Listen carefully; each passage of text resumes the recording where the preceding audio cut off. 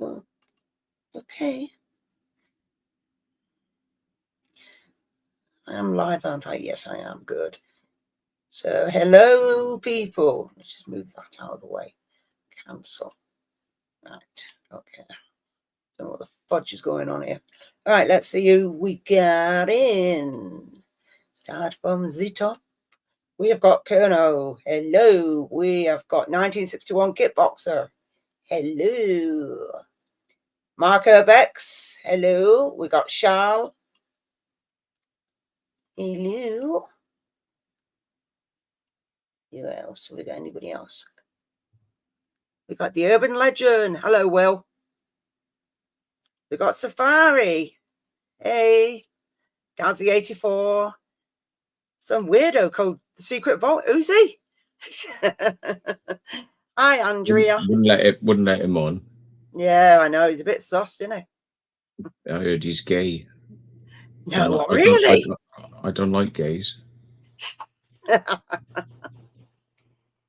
Anybody else? We've got History Hunter, Dan, Down Under.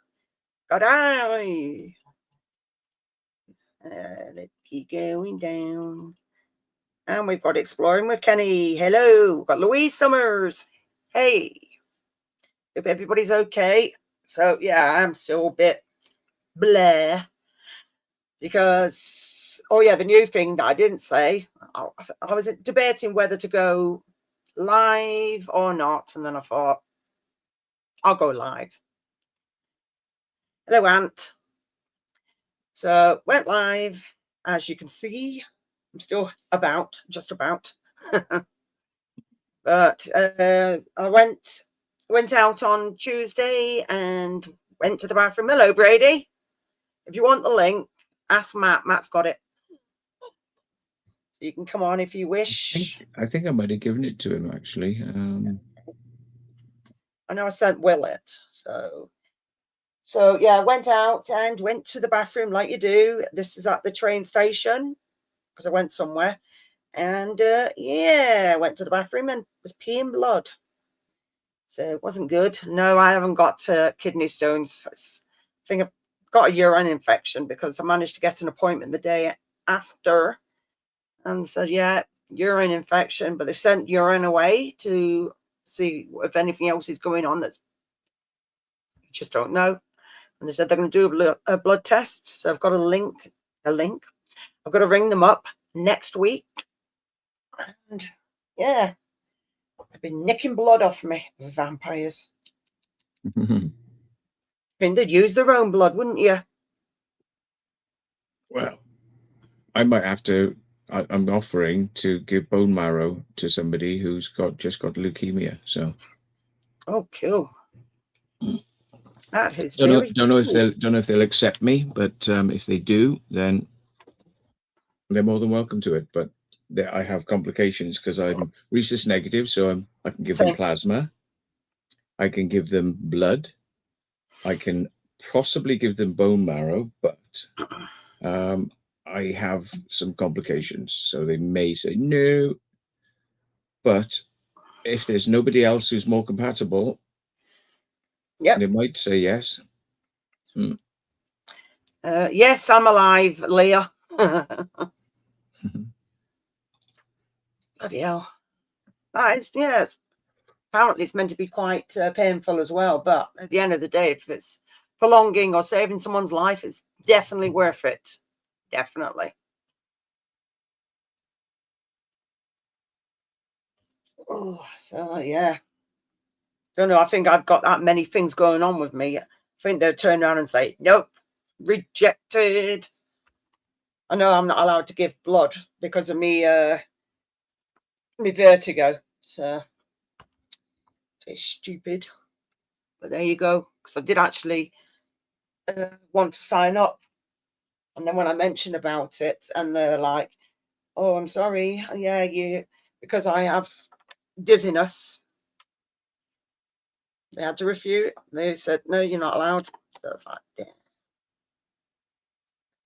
So there you go. Hello, Tom on a mission. You're going in the bath. You bloody live in that bath, Leah.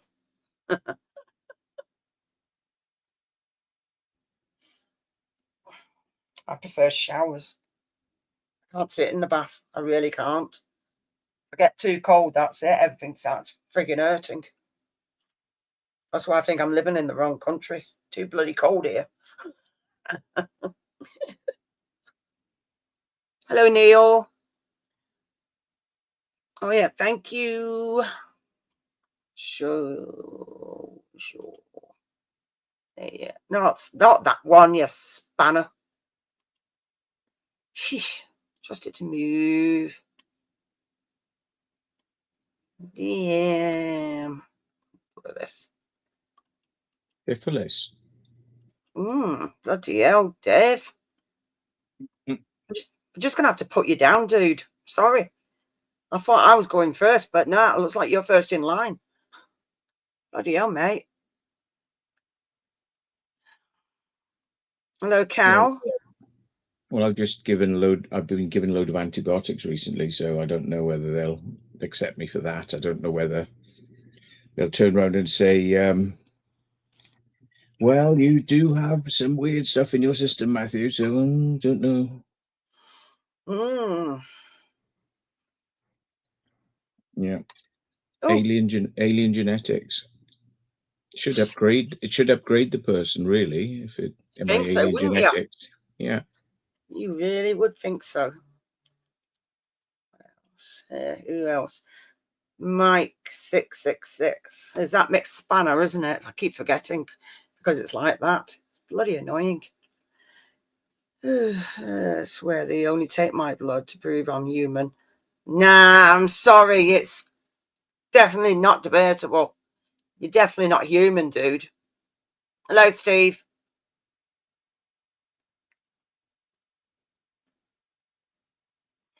Hello, Mr. Genier. You got the link if you want to pop on, mate? Yep, he can, unless he's at work or Might whatever. be just coming out of work, yeah. You're from Mars, are you, Dave? Well, that bloody says it all, dude. Definitely says it all. I thought you were from Venus, mate. That's where all the women come from. Mars is for men and women is Venus, isn't it? And if you don't like it, you can suck my. He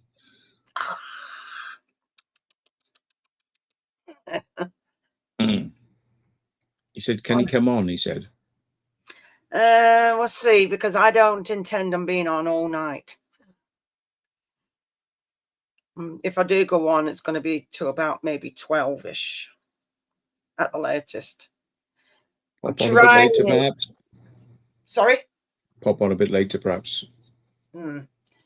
Perhaps. I mean, just see how it goes. I'm not saying yeah, and I'm not saying no. So that's called a maybe.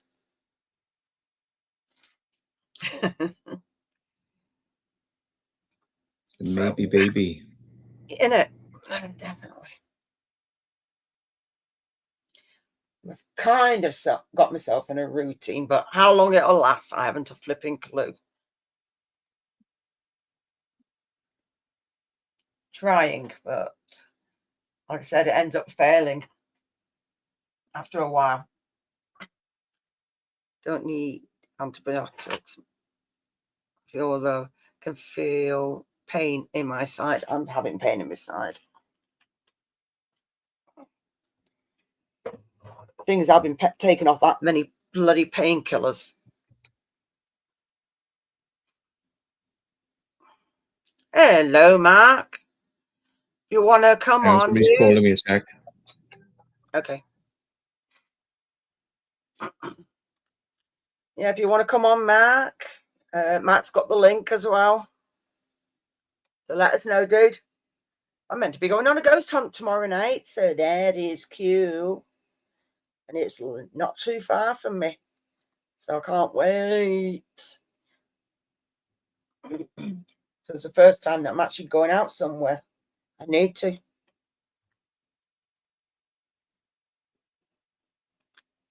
Discofenic suppositories. Ugh.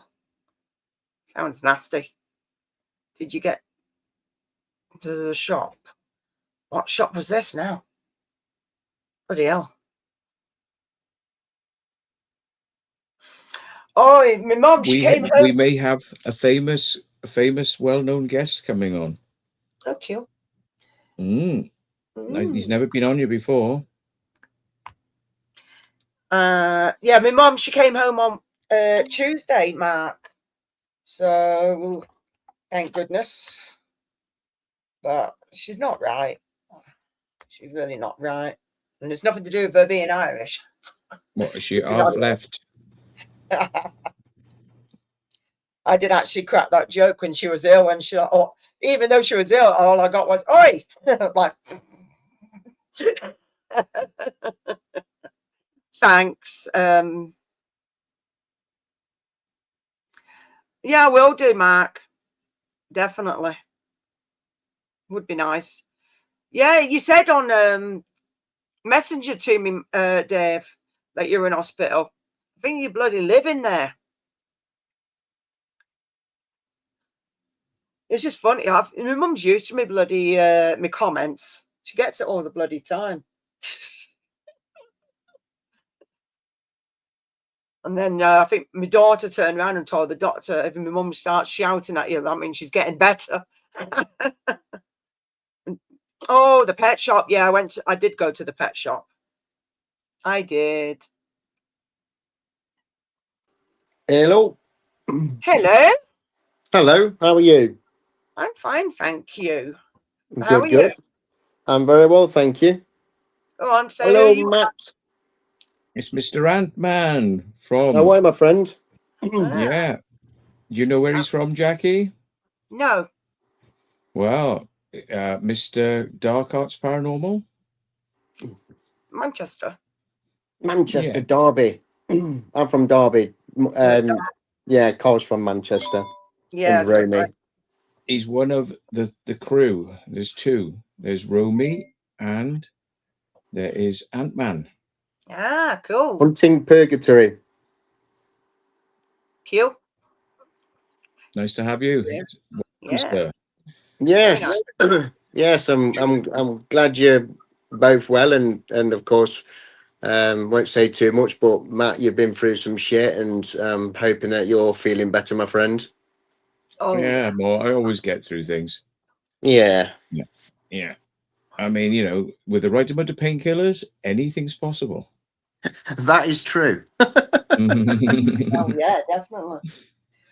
So Yeah. but this place that I'm going to tomorrow, it's a warehouse. It's quite far from me in Greater Manchester, and it was my friend John that put me onto the person, and apparently the place used to be a mortuary. Oh wow, that sounds Sorry. interesting. Like, okay, I'm going. That sounds interesting. That does. It I've been does. I've been to a few mortuaries. I like the residual energy in those. Yeah. So I was meant to be trying to get the rest of the information off my friend, but he must be busy, so I'm just going to stalk him tomorrow. Best way to be. Oh, yeah, definitely. But he is busy because he does. What does he do? He's basically a party leader, as in a political party leader, but he also does an awful lot of other things as well. So, no, he knows a lot of people around and about town, Oldham, other bits of Greater Manchester. So it's pretty cool. So he's lived all around here all his life. I've lived around here, and then I've moved away, and then come back. Did you do investigations yourself then, do you? I prefer to go with other people. It's easier. Well, with other people, yeah. Yeah, it's better. Definitely. You're as bad as me, you are. You're short-sighted, aren't you? Yes. Yes, I'm like that, you know, with my glasses, you know, and I'm looking up something close, I'm like that. Looking over them, yeah. Yeah. She sent me 2 pictures from the place. 2 old pictures. So he's still got to give me information. I can't read pictures. Well, I can, but you know what I mean. Do you have the pin then for the place? Pin, the actual owner's letting us in. The owner's letting you in. That's unusual. Yeah. I've approached a few places where it's been running and asked the person if I can do an investigation. Like, no, this is all private. You know, it's you got to give respect and all this. I'm like, well, I just want to speak to the people that passed over. So, and they're like, no, I've even offered them 50 quid. I'm like, no. So, Yeah. Oh, yeah, it's the owner. Because I was talking to him today, the owner. So I'm like, and he says, so somebody else is going. And I've never heard of the guy before. Well, what's the name of the bloody person now? Because he's got a few on Facebook. Where did I get it? Because he sent me it. And I've added them, but they've got quite a few people on their list. What's his bloody name now?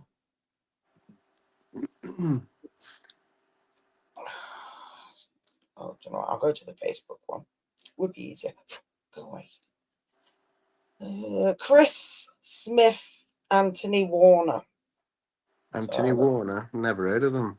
Yeah, Chris Smith, Anthony Warner. So, I know, I haven't. He's local though. He's local. But he's got like 5.3k followers on there. So he just seems to do. Looks like he does the Facebook side live, not YouTube. Yeah, have you heard any information about this place then? Or I've been trying to get some information. That's the thing. Yeah. My friend, he's hard bloody work. So if not, like I said, I'm going to be ringing him up tomorrow. It's like, what's the information? I need to know. Because it would help. So, I mean, I've seen some bits. I've tried looking up on the actual street, and it said something about it used to be a church as well. And usually they're quite. Oh, hang on, he's just put something. Usually they're pretty bad. Undertaker Stables pre-1960.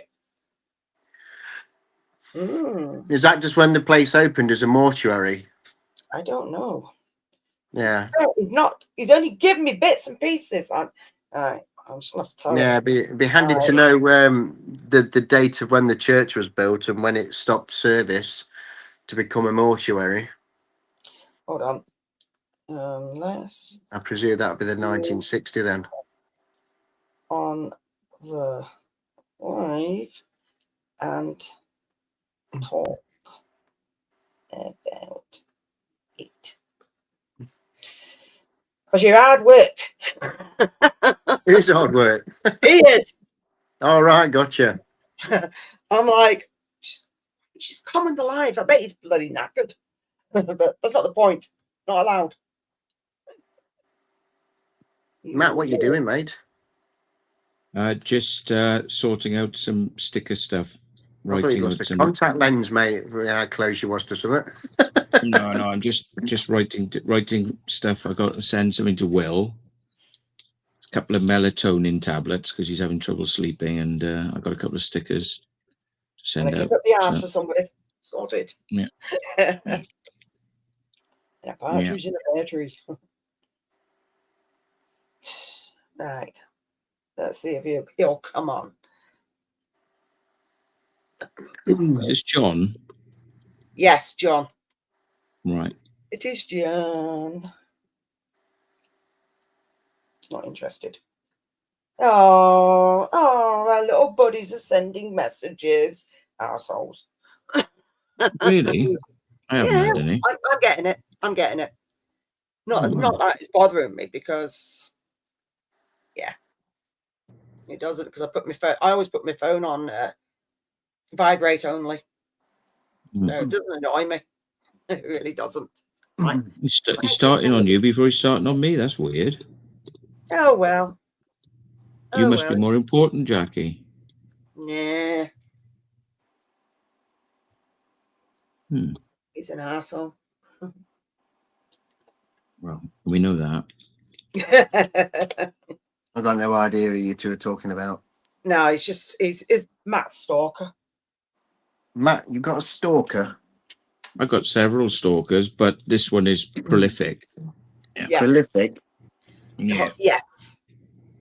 Yeah, he's a bit of a fucking idiot. Mr. Spurgy. Yeah. Asperger's. Yeah. And he's basically, you know, like Star Wars, you've got the Jedis who are on the light side of the Force, and this guy's on the dark side of the Force. And he loves it. He thinks he's a Sith Lord, and he thinks he can get away with anything. But funny, because he shat his pants when I picked him up off the floor with one fucking hand and threw him around. And he's still stalking you after that? Yeah. Got no life. Yeah. I could have stamped on his head, but I'm not like that. No. I picked him up, swung him around, and just let him go. Damn, you didn't throw him hard enough. That's what it were. No, I was thinking if I stamped on his head, but the thing is, I can't do that because I'm too nice, and I have morals and beliefs that say that violence is wrong. So I just thought I'll just make him into a fairground ride for a little bit and see if he likes it, because he likes thrills. He likes thrills. He likes thrilling other people by frightening them to death, like grandmothers, things like that. He likes killing people, you know, giving them heart attacks and things like that, you know. So yeah. Sounds a bit of an arse. Not very nice. No. And he'll get done one day for manslaughter. So, you know, and probably something to do with children. What? Yeah. He is a bit of an arse. Yeah. You know, I just let the universe take care of these things, you know. Karma, God sorts them out. Don't worry. I'm not Judge Dredd. Dave, you wouldn't get paid much if you want to be a hooker, dude. I'm sorry. I say that to Simon, the other half. Keep saying, right, just get on that end of the street. I'm like, hang on a minute. You're not going to get far with 10p, are you?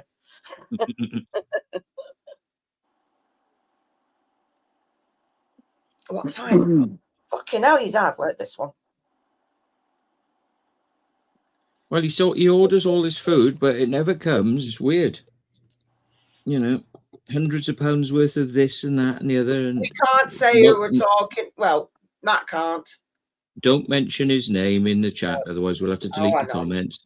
I mean, the thing is, the police know all about him. They're just biding their time. You know, when he does something that's really, really naughty, they will swoop in on his house, take all his computers, find out what naughty things he's up to, and his Spurg get out of jail free Spurg card ain't going to help him, and he will go to jail and he'll be raped. He'll enjoy that, won't he? Yeah. With his tight little bum hole. I didn't like him because he looks like a little girl. And no, he sounds like one more like. He sounds like a girl. His balls haven't dropped. He should just go and have his sex change, you know, just become a woman, and he'd be better off then, wouldn't he? He'd fit in better because everybody think, well, he sounds like a woman, behaves like a woman. So why not just become one? Just fucking don't mess around. Just get it done. And then we can all then say, yeah, he's a woman. Bit of an ugly fucker, though. Yeah. No, I'm just not going to get information until tomorrow. If I find out, because I do want all the information. So yeah, apparently John knows quite a bit. When John's not around for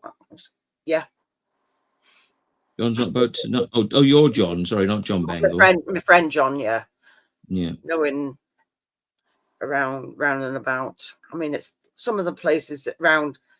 I mean, I wanted to get into the bloody Oldham Coliseum, but at one point they were going to drop it, then they're not, and it's like because they've got a few in the Coliseum Theatre.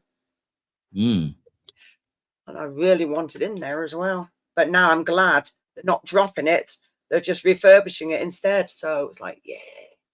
So I am at one point I'm going to try again, because that would be an epic place to get into. Definitely. What's that? What's that place? The Oldham Coliseum. Oh, the old Coliseum. Oldham Coliseum. Sorry. Yeah, because it's pretty well. Well, it's pretty well known because quite a few actors have come from there. So yeah. What's the building like? Is it a nice building, is it? I don't know. I've never been in it.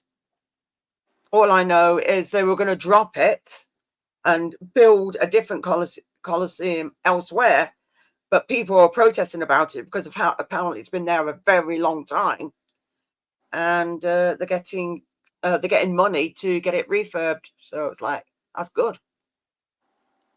Why get rid of all these historical buildings? Might as well bloody do them up. Don't let them fall. A lot of buildings are going these days. Many old places are going. I Because know. people want the land. Because the land is worth so much money, isn't it? Yes. That's why a lot of these buildings are going. It's a lot of where I am in Derby. There's some grade 2 listed buildings, and yet they find some way of pulling them down because they let them the fall land's apart. worth money. Yeah. That's their excuse. Oh, there's no saving it. Oh no, look at the water damage. Oh look, there's mold. Blah blah.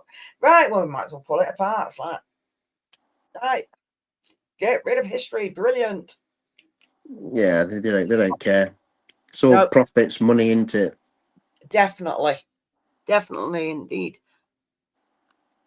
Dave, you've got brothels on the bloody brain, dude. I think you need to have a bloody cold bath. Whatever floats your boat. I think he needs a cold shower or a cold bath. Matt, have you done yet? What? All I've seen is your head. Well, it's nice and shiny, so you can do your hair. Have you been polishing it? No, it's naturally like that. Oh, yeah. I think I'm fighting me wire. That's better. Oh, that reminds me, actually. You know that place we did, the school, where the alarms went off in the end? Oh, yeah. Yeah. Mick said to me, have I got the drone footage for it? And I said, I'm not sure. I'll have to have a look. I'll have to have a little look. Why did you want the drone footage? I didn't realise you sent your drone up. No, in the daytime I did, so I've got day footage of it. All right. I mean, it's not much to see there, though, is it? Wanting the drone footage, because it's all bland-looking buildings. But you'd be surprised. There's a castle next to it, which you didn't see. Well, I never knew about that because you never told me, did you? Because I've never been round there before. Yeah. It's very pretty, actually. It's really posh around there, and that's just a bit round the back that you don't really necessarily see. So yeah. Can you get into it? You both locked up. The castle, yeah, it's used for weddings and things like that. I mean, is there an actual entrance to it? Can you actually get into it at night? You stay in. Well, it's used during the day, so there's probably alarms and shit there. I don't know. It's not abandoned. No. Oh, right. Okay.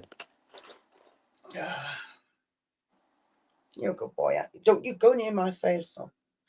I don't. Matt's busy. He'll be there in a minute. Dave. Yeah. No, you can come out later. You. Don't know. I've lost something. So just trying to kind of hold work on out where it is. Matt's cleaning his shoe. I think you'd have to go lower than that to clean his shoes. Mm-hmm. What do we got? Hats when they demolish buildings. Oh, hate. Not hats. Hate when they demolish buildings and replace them with life. Yeah. Bloody like plastic buildings they look like. I can't see comments. Can't you? No. It's the little top tab. Oh, I see. Yeah. Yeah, it's because I think it's because I'm using my iPhone. I don't know. He's swearing. He's got an iPhone. No. I love iPhones. I used to have Android. No, but I got sick of them. I got sick of them freezing on me. Yeah, I had two Android Samsung phones, which talking 6-7 years ago. All right. So it always freeze on me, and they'd lock up, and then suddenly everything would open up at once. So yeah, never had that. No, I think I just had two dodgy Samsung phones. I think. You staying in? Sometimes you don't realize you've installed dodgy software like spyware, Yeah. and that can really kind of like play havoc with your machine, you know.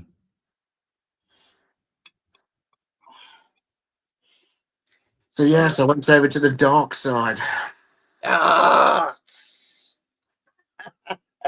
Well, they work. It's just they you know they go out of fashion, and like and then you got to get another one and a newer one, and then they go, oh, we've turned off the browser, so you have to get a new one. Oh, sorry, sir, you need a new Well, one I now. had the iPhone 12 ever since it come out, Mhm. and then of course I had it for as long as I did, and then I got the iPhone 16. Mm. Yeah, I think I'll stick to me Google Pixel. Yeah. Got I don't have contracts though. I don't have contracts because they're just a waste of money. You're just paying out your ass for them. I mean, I've always found that navigating around them is fucking awkward as fuck, and they tend to have crippled features, which have been out on all other phones for like 10, 15 years, and Apple ignores these features and pretends like they don't exist, and then Apple come along and go, oh, we've got that feature now. We invented it. Yeah, perhaps in all that as well. Bollocks. What Yeah. feature's that? Bluetooth? Oh, right. Okay. USB? USB-C. Yeah. Then the battery starts Thunder, deteriorating. they said they invented Thunderbolt. That's an Intel invention, Thunderbolt. Yeah, so you can gather Matt absolutely hates Apple. Matt, have you seen the new solid state batteries? Well, there's new ones coming out made of Have you seen them? aluminium, but I haven't actually seen commercial versions of them. They're just sort of experimental. I Yeah, don't know. apparently it was a small company, a small business that invented them, and they're absolutely life changing. Yeah, you can charge them up really quickly. They can give out a lot of power. They don't get hot. They won't catch fire. No. Yeah. Yeah, it's mad, isn't it? Yeah. Imagine having a mobile phone with a solid state battery in it. Oh my goodness. Apparently, if you had one in your mobile phone, you could charge it up something like once a week or something. Yeah, cool. And Well, it'll last. I'm not sure if they give more power, but they certainly charge up extremely quickly. You won't have to wait an hour. It'll be like 3 minutes. It'll be like, Yeah, they last longer as well, don't they, compared to lithium? yeah, because they don't degrade because there's no chemical exchange in them. That's right. Yeah. Yeah. Oh, there it is. Yeah, I can't wait for a phone to come out with that technology, mate. Well, Maybe one day. they need it for cars more than anything else. So that's where the real money is in developing it. But it will trickle down into phones. Yeah, I had an electric car, mate. A year ago, I had an electric car. I had it for 3 years. I had it on contract, renting it, and never again. Never again. Not until solid state come out would I ever have another electric car. Hello, Homestead. Was it Aquatics? Aquarius. That's me, Blue, saying it wrong. What a spanner. Hello there, Hillbilly from the US, checking in with you. Ooh, hey. Nice. I am Melissa. Matt, you look like you're ready for bed. I'm tired. Do you know, Matt, Matt, you know the other day when you did that video where you was eating those Marmite toast? Yeah. Mate, honestly, right, because you watched that, I had to literally go out and get Marmite and have it on toast. Oh yeah. It's really nice. Have you tried Vegemite? No. It's a little bit saltier, but it's nice. It's really strong. I've tried Vegemite and I didn't even like that either. I can eat Marmite by the spoonful. I love the stuff.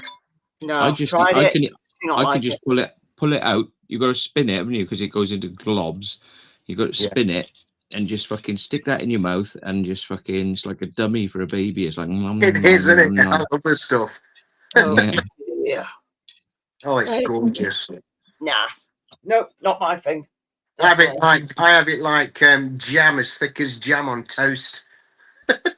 Well, the thing is, see, you know, if you have it really thick, you know, then it can be a bit of a sort of like love it or leave it sort of thing. But if you have just a teeny weeny, very thin, and put some cheese on it, I mean, that makes the cheese just pop.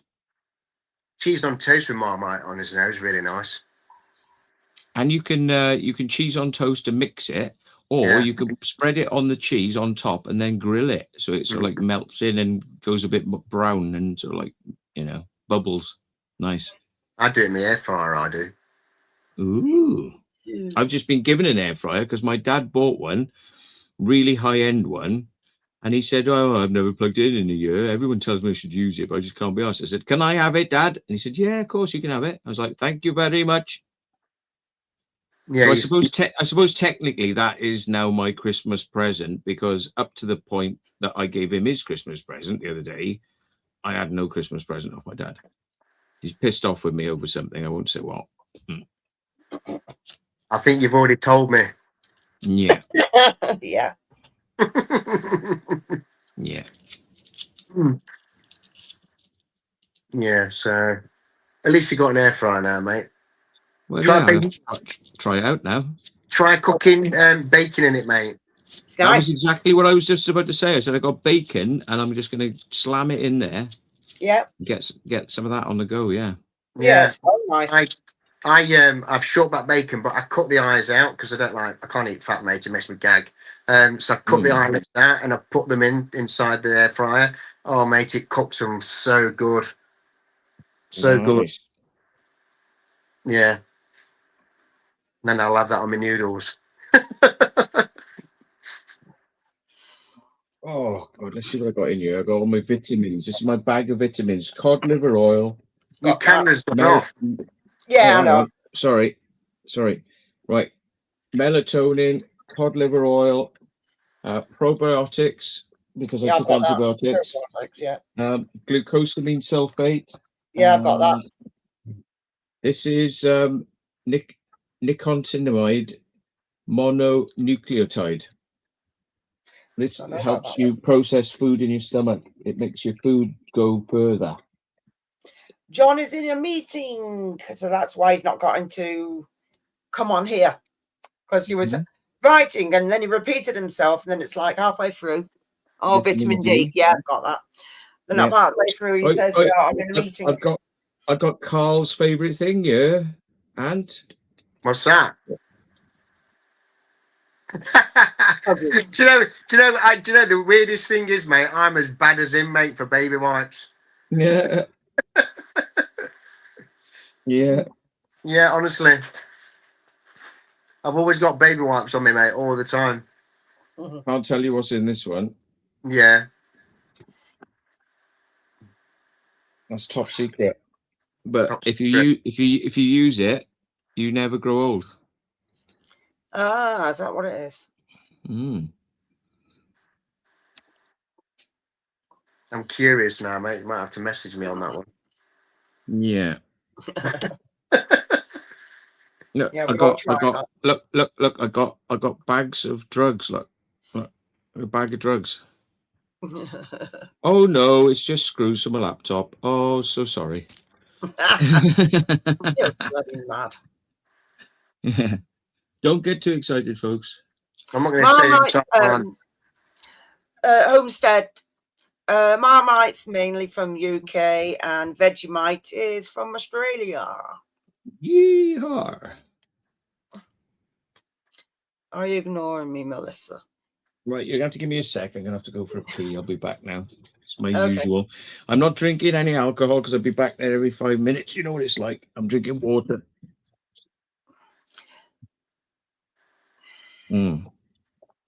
Nice. I'll be back in a sec. All right, mate. Go on. Piss happily.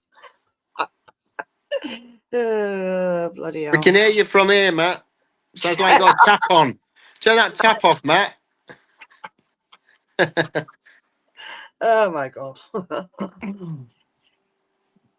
Oh dear, they're having debates in the bloody chat. The numpties. It's funny. I can't even see the chat, so I don't even know what people are saying to you. You can't see it. This is where you need 2 phones. I've got 4. Well then, one you can have on here looking at, and the other one you can see the chat through it. I'll have a look on my tablet. Yeah, there you go. You're sorted. See if I can get it up. 1 sec. That's what she says. It's been many years since a woman said that to me. A fella I know and his girl were up to no good in his car and wiped his nether regions with leather seat wipes. Ugh! Mistaken for baby wipes, he was burning for days. Oh shit. That's funny, Dazzy. That is really funny. I live down the road from Highland Spring Bottling Plant. I like Highland Springs water. It's really nice. Hold on a minute. Why that? It's not showing up the chat. Isn't it? No, not showing up the chat. How weird is that? That is very odd. Very odd. And everybody else is seeing it. There's 137, so they must be seeing something. Hold on, let me have a look. Let me just try another way.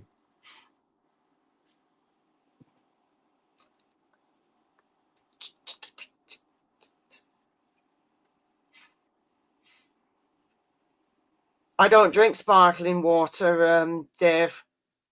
I drink all mine are all hacky. I'm called Jackie, not hacky. No, I don't. I only drink the natural, normal stuff. I don't drink any of the fizzy stuff at all.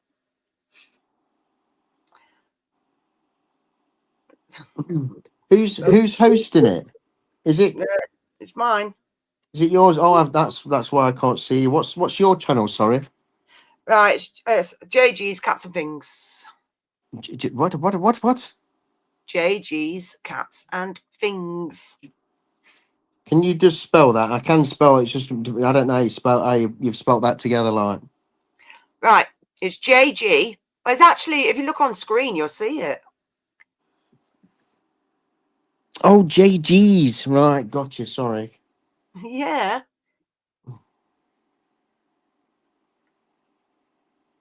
Right, hold on.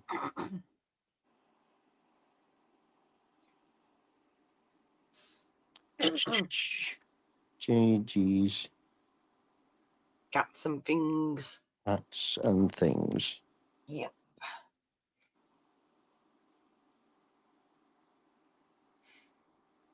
Ah, gotcha.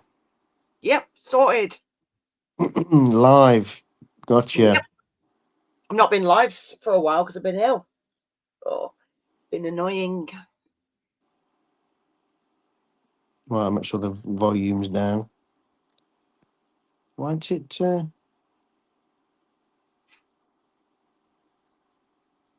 Give us something. I can't bloody find it. I managed to find this though, which I've been looking for days. My pharmacy thing. It's got all my drugs in it, which I didn't have to go to Wales. And I'm like, I'm fucked. I ain't got me drugs. Codeine phosphate. Now I found them. Codeine phosphate. Codeine phosphate, yeah. Codeine. Yeah, that's what it is, Dave. Max Headroom background. That's Matt's Headroom. That's what I meant. I know it says Max, but Max. That was the original one that I remember. It's very weird. Now, I heard you say about have 2 phones. You can have the chat on one and you can have the thing on the other. Well, you see, if you weren't on a silly little fucking app, like sort of like 10 years ago, 10 to 20 years ago, you could multitask. So you could have 2 programs running at once, whereas Apple could only run 1 program at once because multitasking was like, what do you want? No, it's not. It's not that, you bumhole. It's bloody. It's the fact that I couldn't get it up on me. What's it? I don't know why, but the volume's just completely disappeared. Oh no, it's back on now. StreamYard. Yeah, but what you can do is you can actually split the screen, and you can have YouTube chat down the bottom and StreamYard up the top, and you can actually push StreamYard all the way up, because you don't really need to see everyone else, you know, like us, because you can kind of see us, or you know we're there. But you can have the chat down the bottom. There you Unless you've got an apple, in which case it hasn't been invented yet. Grabbing things out of space. Have you done? What is that? It's a propane gas bottle. Yeah, Oh right, yeah. So I couldn't Yeah. see it because on my phone it's quite small. The window is. Actually, I'm just turning it to the side. Oh, there we go. I'm turning to the side now, so it's a bit bigger. Yeah. Yeah.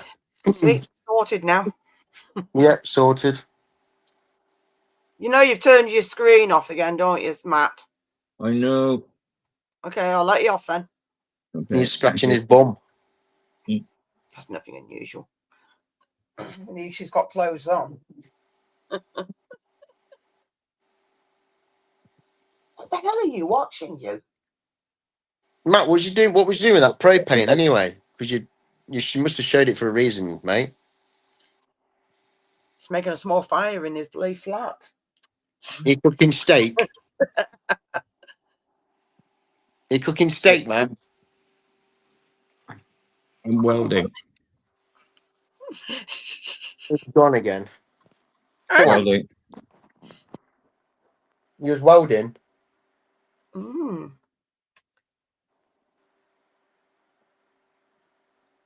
Yeah, Chris, iPhones are crap.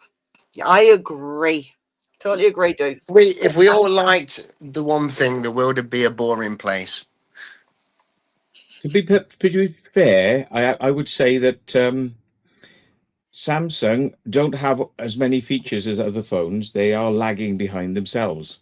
Yeah. They tend to just they up the resolution of the camera, and then the next model they bring it down again, and then they bring it up, and then they bring it down, and then they bring it up, but with artificial intelligence to make it look good, and then they bring it down, and then they make it really high resolution, then they bring it down, then they bring it halfway and put artificial intelligence back on it, and it's fucking everyone. They go, and another manufacturers just go, look, here's a fucking huge sensor, and there's no AI on it. It's just really, really fucking good, and it works in the dark. You can film in pitch black, in color, and you don't have to wait 9 seconds for it to take a fucking photo in the dark. It just goes click, and it's perfect straight away. Sure. And those phones have been banned by the US because they are none other than fucking, what are they? Hawaii phones. Oh, Hawaii. Oh, the Hawaiian phones. Yeah. I don't like those phones. They're brilliant. The battery life on them is fucking brilliant. They're fast. I've got cameras are great. That's got 10,000 milliamp hour battery on it. Show offs these days. It's quite thick though. It's literally, it must be like that. Yeah. Now, Apple have always used crap glass because they want the screen to break, because they want you to buy another one. Yeah. Yeah. And they do that on purpose. The batteries have always been designed to last about a year till it goes out of warranty and then die. Yeah. And then towards the end of the life of the phone, when they don't want you to use it anymore, they slow it down. So you buy a new one. The next model. A lot of companies are known for doing that though, aren't they? With the Apple phones. is the worst. Yeah, because I've heard Samsung do it as well, with some of their products. No, they you know, there are some sort of feature updates, which is if you keep doing the updates, they increase the quality of the camera and they do extra things, and then towards the end, they sort of like go, actually, we're gonna kind of like not have that feature on the photos anymore, and then people go, oh, why did you do that? And you can't roll it back. You can't roll it back. So towards the end of the life of the phone, sensible people just say no more updates, and then the phone works properly at full speed. So when you know it's coming to the year, your year's coming up, a lot of people go, no more updates, thank you, and the phone works fine forever. DJI used to do with drones. They were ruthless for it. You know, the Inspire drones, when it first came out, brilliant camera, long range, you could fly it miles. Then they said, oh, we're bringing out an update. And then it could only fly fucking short distance. And then the picture was going, and they said, oh, we could bring out an update to fix that now. So they brought an update out to fix it. And then it was even worse. And then people said, oh, well, what the fuck? And they said, oh, don't worry, the Inspire 2's out now. Time to get rid of. Now, people got wise to this and started saying, we're going to boycott DJI. If you keep doing this, we're boycotting you. And they went, oh, please don't. We're really sorry. And then they stopped doing that then. Because they do listen when people fucking complain. Whereas Apple go, fuck you. We do what we like. Fuck off. Yeah. Well, because I'm so used to the iPhone now, I don't think I could go back to a Samsung. Apple were the first ones to put the battery in, so you couldn't change the battery. Whereas all of the other manufacturers allowed you to take the battery out, put another one in, easy, pop it in. But they said no, we're taking away the headphone jack, so you have to buy our Bluetooth headphones, which only work with us. Other headphones will work shit. But if you buy ours at 280 quid, they'll work. If you buy a £10 pair of headphones, they'll go. Now, if you buy a charger for an Apple phone, if you buy a non-genuine, non-Apple, it interrogates it and it goes, no, this is not really Apple. There's a little chip in there. And it charges really slow. Matt? It charges really slow. Yeah, they do actually work now with the earphones, because where are my earphones? Because they were taken to fucking court and fined fucking multi-million pounds to fucking say stop doing this. And they were also taken to court and told, European Union said USB-C, it's standard. Stop throwing away all these different weird fucking chargers. You know, they're all filling landfills up with these fucking chargers. USB-C. And they went, oh, all right then, I'm USB-C. But then they still did a trick with USB-C. So if you use a USB-C Apple charger, it'll charge fast. If you use anybody else's, it won't. And then they would take it to court over that. So now they have to charge fast on all chargers. Yeah. Yeah, well, they do all work now, thankfully.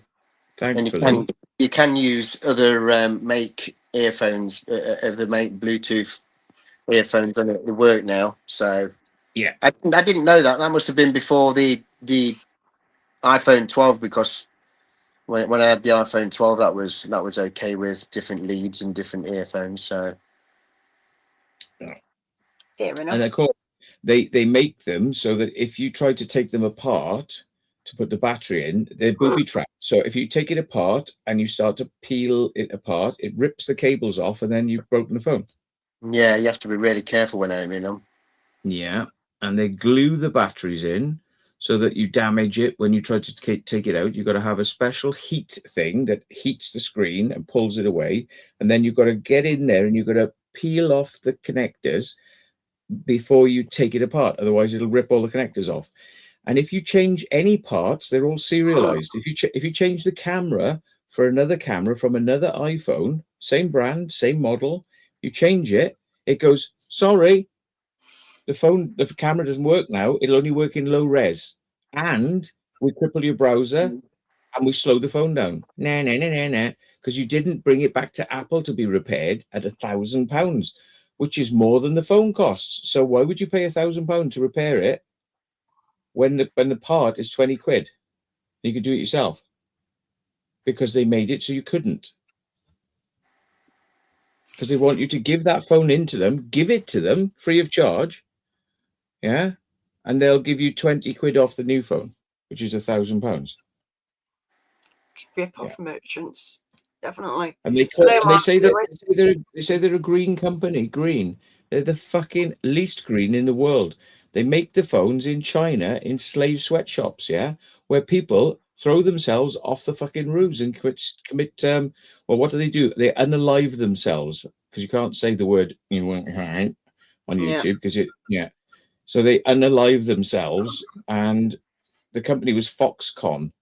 So these people work there. They have to live in the factory, sleep in the factory, right? They get paid like fucking £1 a week to fucking sit there 15 hours a day making these fucking phones, which you buy and you are supporting a slave trade, and you are making people commit suicide. I mean, unalive, sorry. Yeah, be careful what you say. The joys. Don't Oh, support companies that do dirty tricks. Dyson, the vacuum guy, yeah, his Yes. factories were in the UK. The quality was very high because quality control was very high. And he Yes, said, it I'm was. closing all the UK factories and moving it all to China. Ah, So guess what? It used to cost maybe 50 quid to make that Hoover in the UK, and he charged £1,000 for it. jeez. But that wasn't good enough for him. He wanted to make it for £5 in China and make £1,000 because he wanted that extra £45. So he's prepared to see people killing themselves and doing all sorts of naughty things. Yeah. Get rid of the UK workforce, sack them all, and support the China regime, where China genocides its own people, organ harvests them with buses that drive around the street and say, would you like to have a free ticket to a cinema? And they go, yeah. So they get them on board the bus.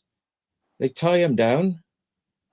And without any anesthetic, they cut them open and they take out their body parts and they sell them on the black market. That's What? China. Ooh. Yeah. Reminds me of kidding me? hostel, that. Bit Torture. weird, that, isn't it? Do you know it's legal to kidnap a woman, hold her kidnapper on a chain? She's chained. Yeah. As long as you feed her and give her water, you can Romeo Alpha Papa Echo her, and that's legal because you're looking after her. Mate, that's weird. It is. Yeah, that's just weird. Why we do trade with this country is beyond me. I used to work for Customs and Excise, and we were supposed to be stopping dodgy things coming into the country, but China will send you they'll send you a grenade in the post to your child. What? That's just They'll sell you drugs in the post, send it to your child. What? Yeah. They're the biggest supply. They're biggest suppliers of fentanyl, aren't they? That's bad. And Mate, fentanyl goes into the United States and gets cut with H Drugs. and K and E and C. Yeah. And people who've never taken it before, one grain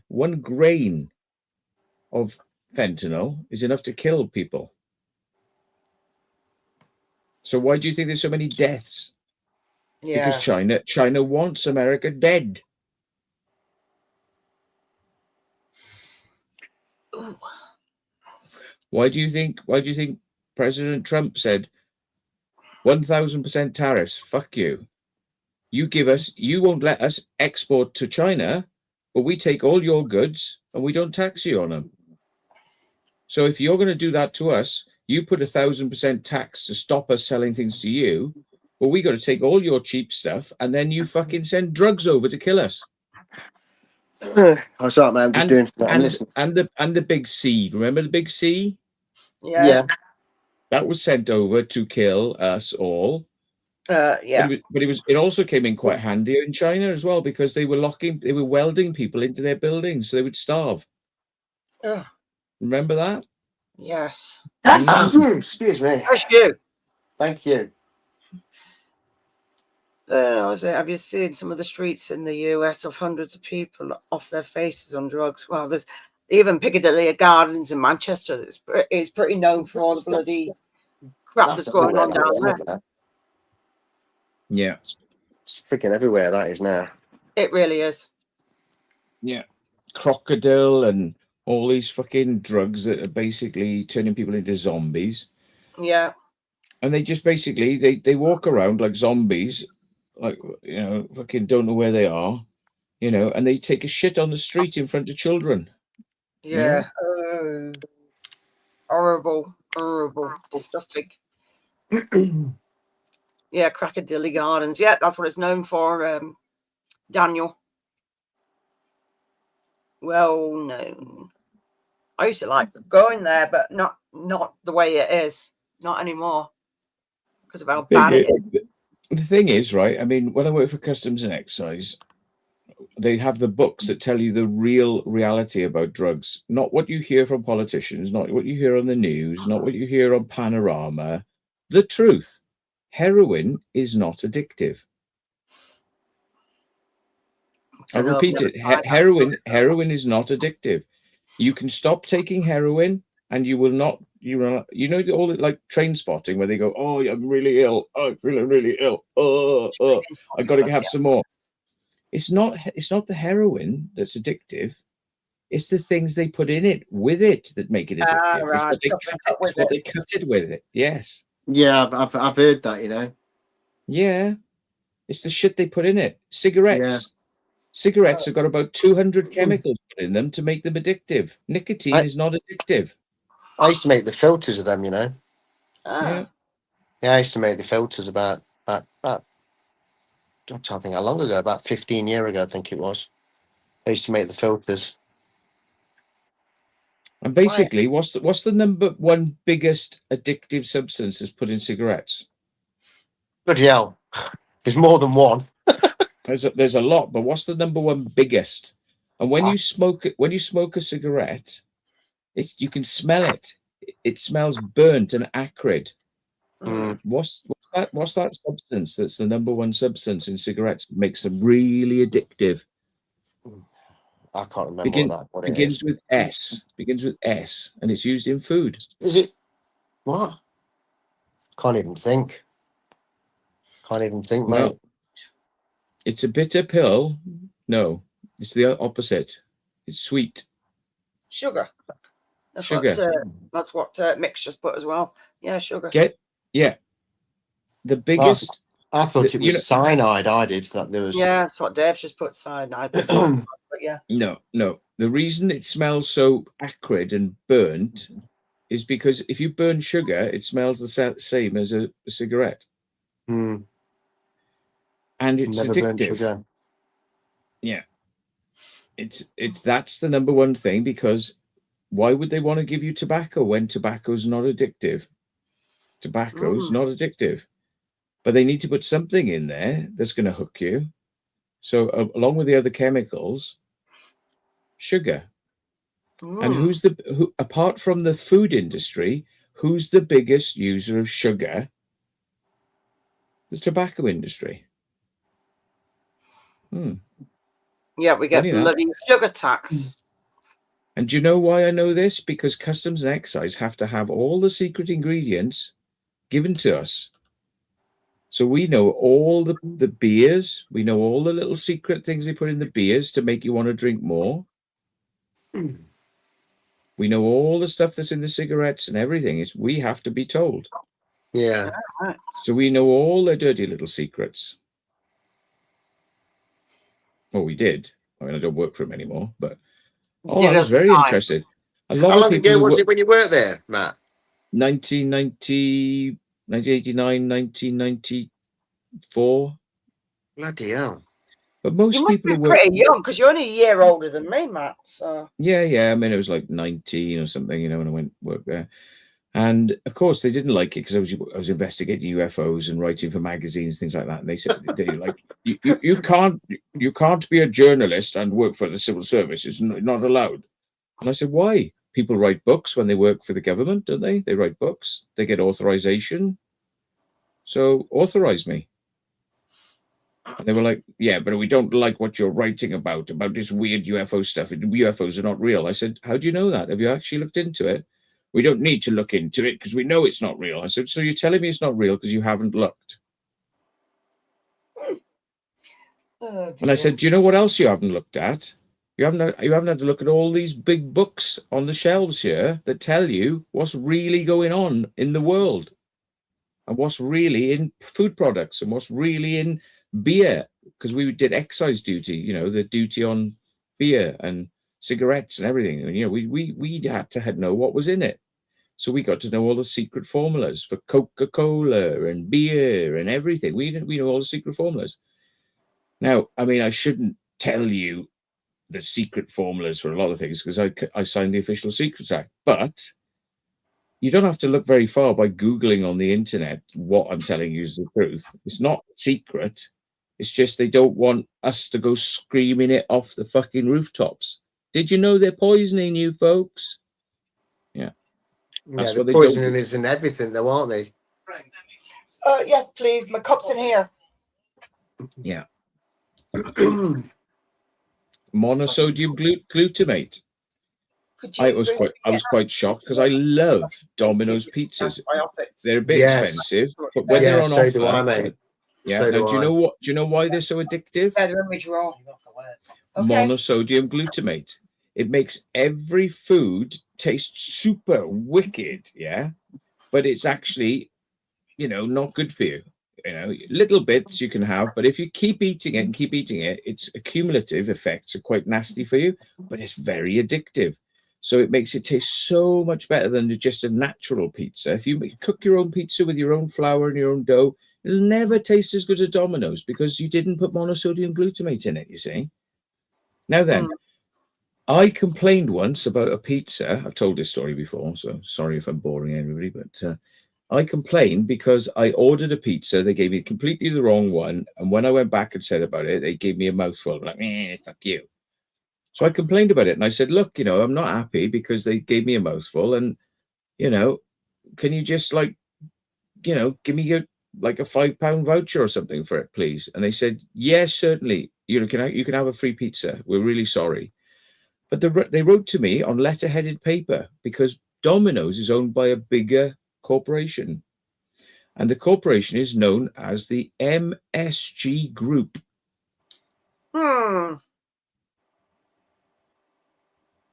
Cool, So that, like they say that, like your secret societies, they never hide things. They put them in plain sight.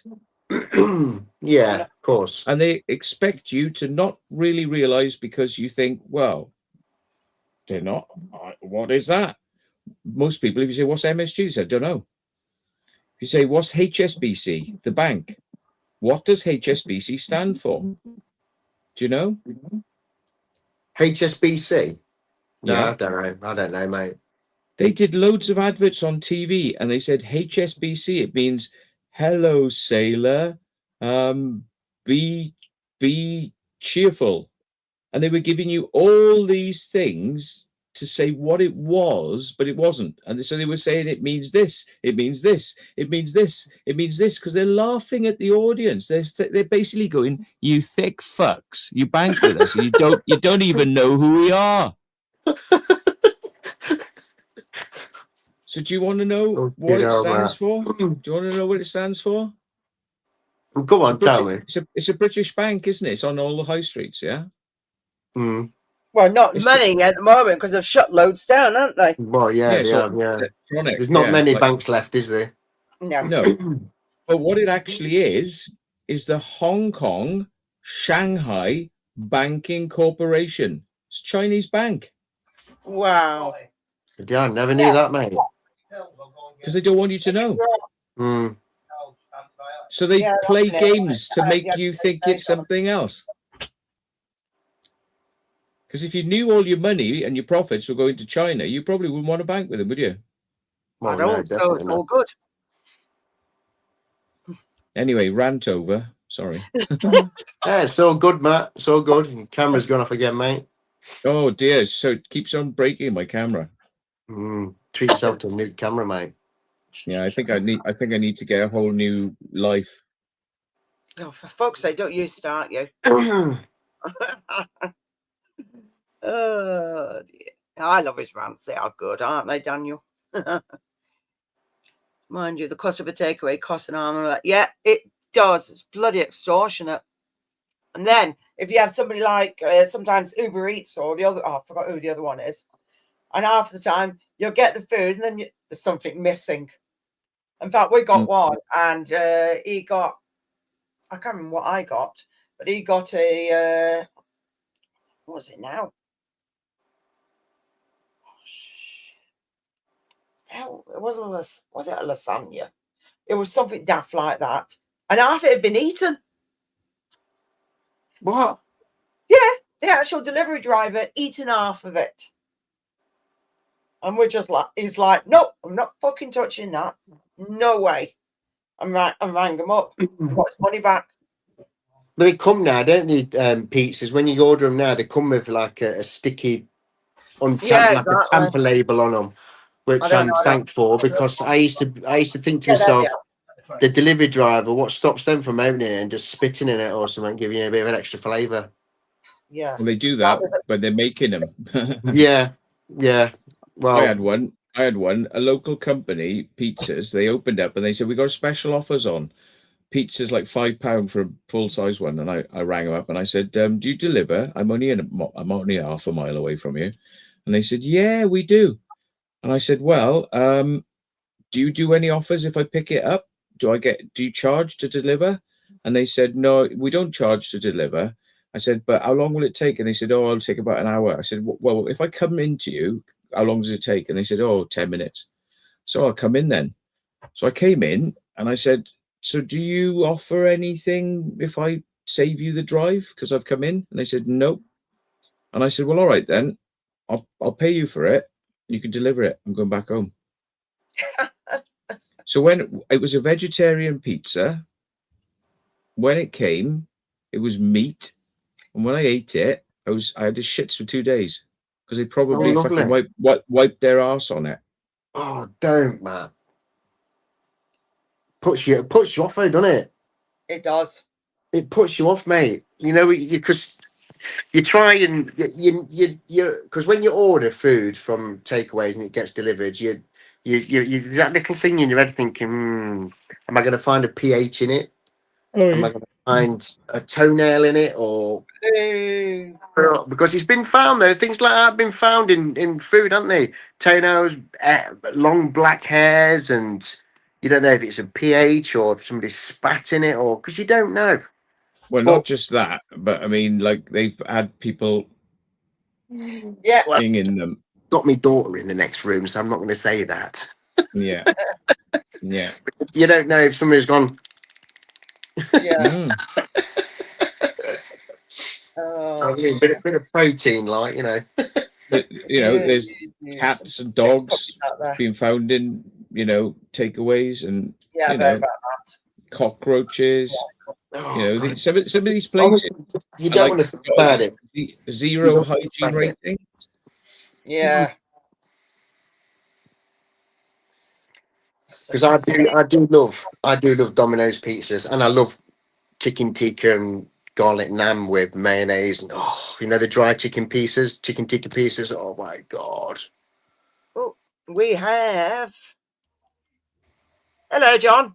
Good evening, guys. Good evening. Hello. How are you doing?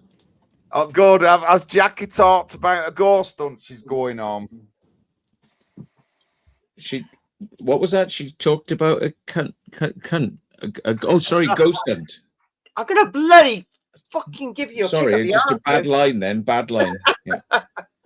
Well, I've been talking to my sister, Janice, in Peterborough, and she worked at Harvey's overalls. And when I said to her that my mate's got the building, it's haunted, John, it is, it's haunted. And my mum worked there for 60 years, and that was one of the first places I worked after school. So it were an undertaker's stables, some on that kind of lines. I couldn't tell you, I'm not lying, I couldn't tell you whether there were dead bodies stored there, but it was undertaker's stables. And and how you knew this is when you come into the mill, when you originally come into the mill, to your left, there's stairs going up, but there's many, and the long going up in a gradual slope, which used to be a ramp that the horses used to go up to the next floor or whatever. And she did say that when Harvey's were there, when it was a sewing machine place, the hooks that the horses used to be tethered to were still on the walls and things like that.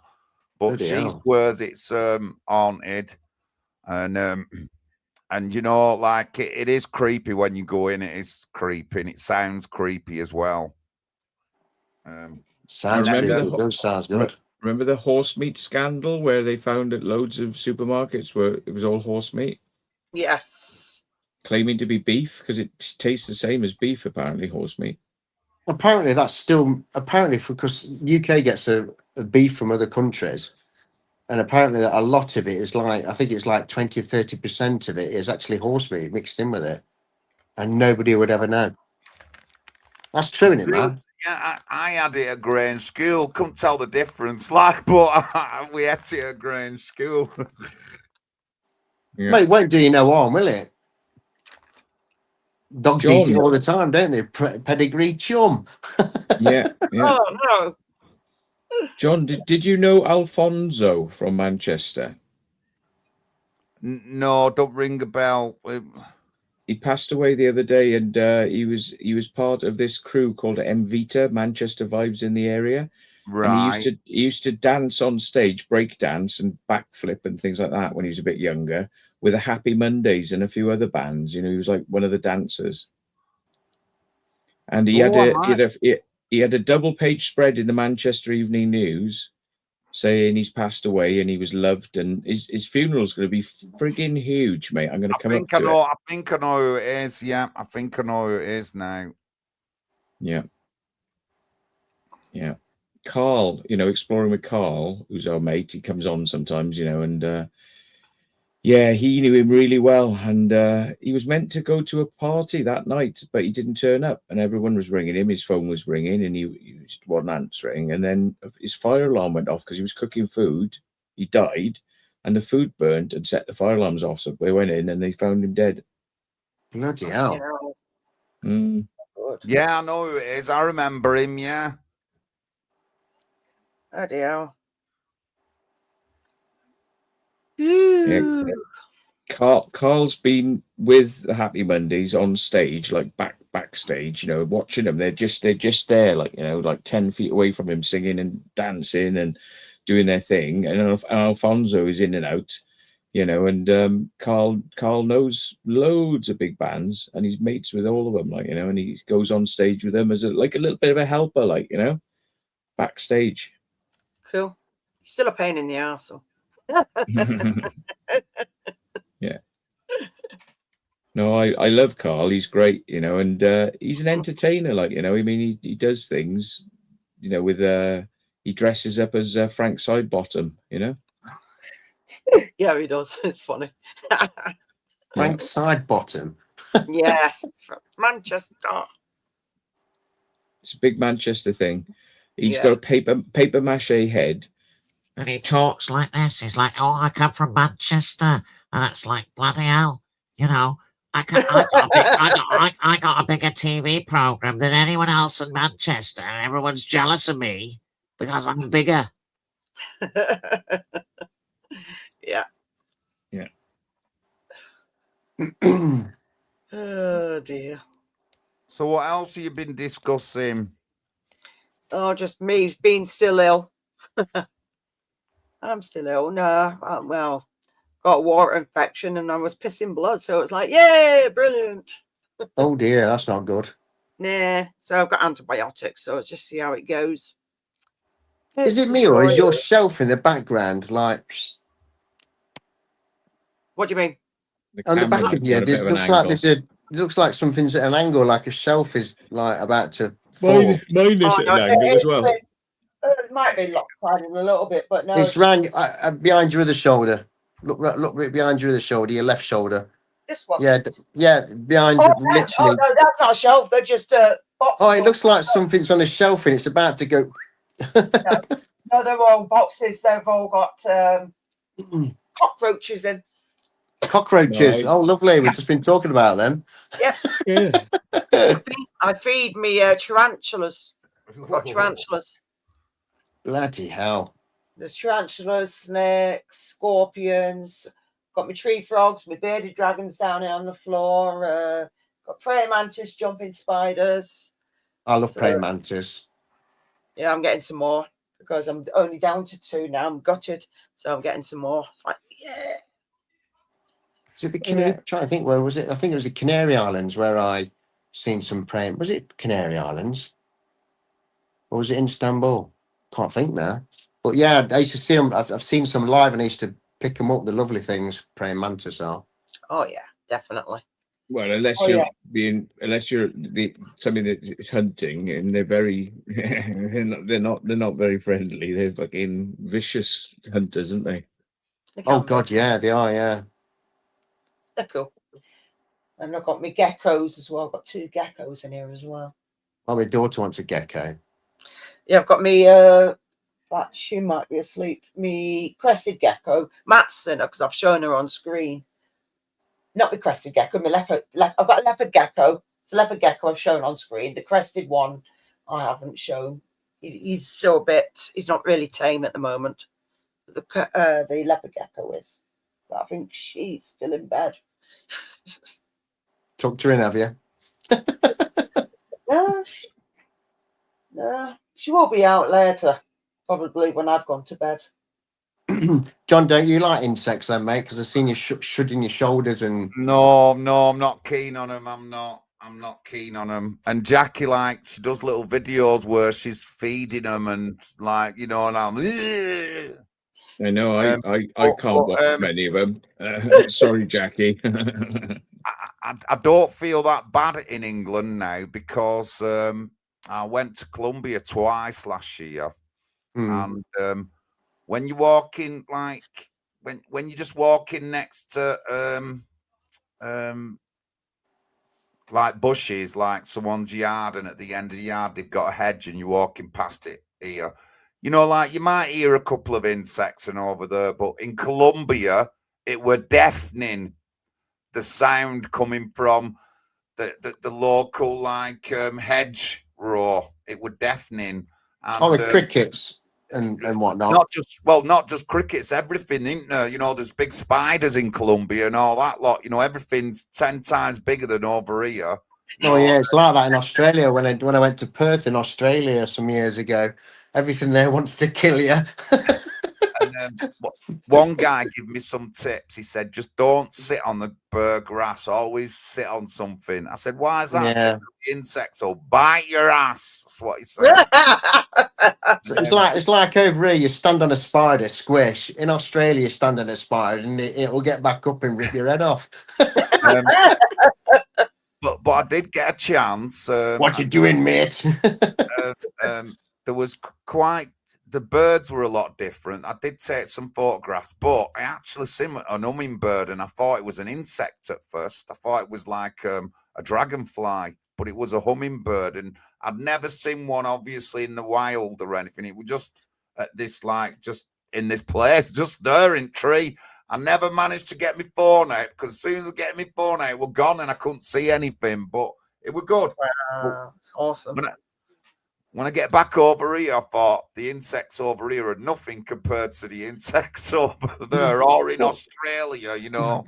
Yeah, it's true, mate. It's true, 100%. Have you all seen that new cellar spider that we have over here? It's got like a dead weird body like that, and it's got massive long legs. When you can hear them, they're shaking the web like that. Yeah, cellar spiders are everywhere. The little shits. Yeah, well, do you remember the ones we used to have years ago? They used to be rounded like little pointed bodies with little long legs, and you used to always see them down in your cellar.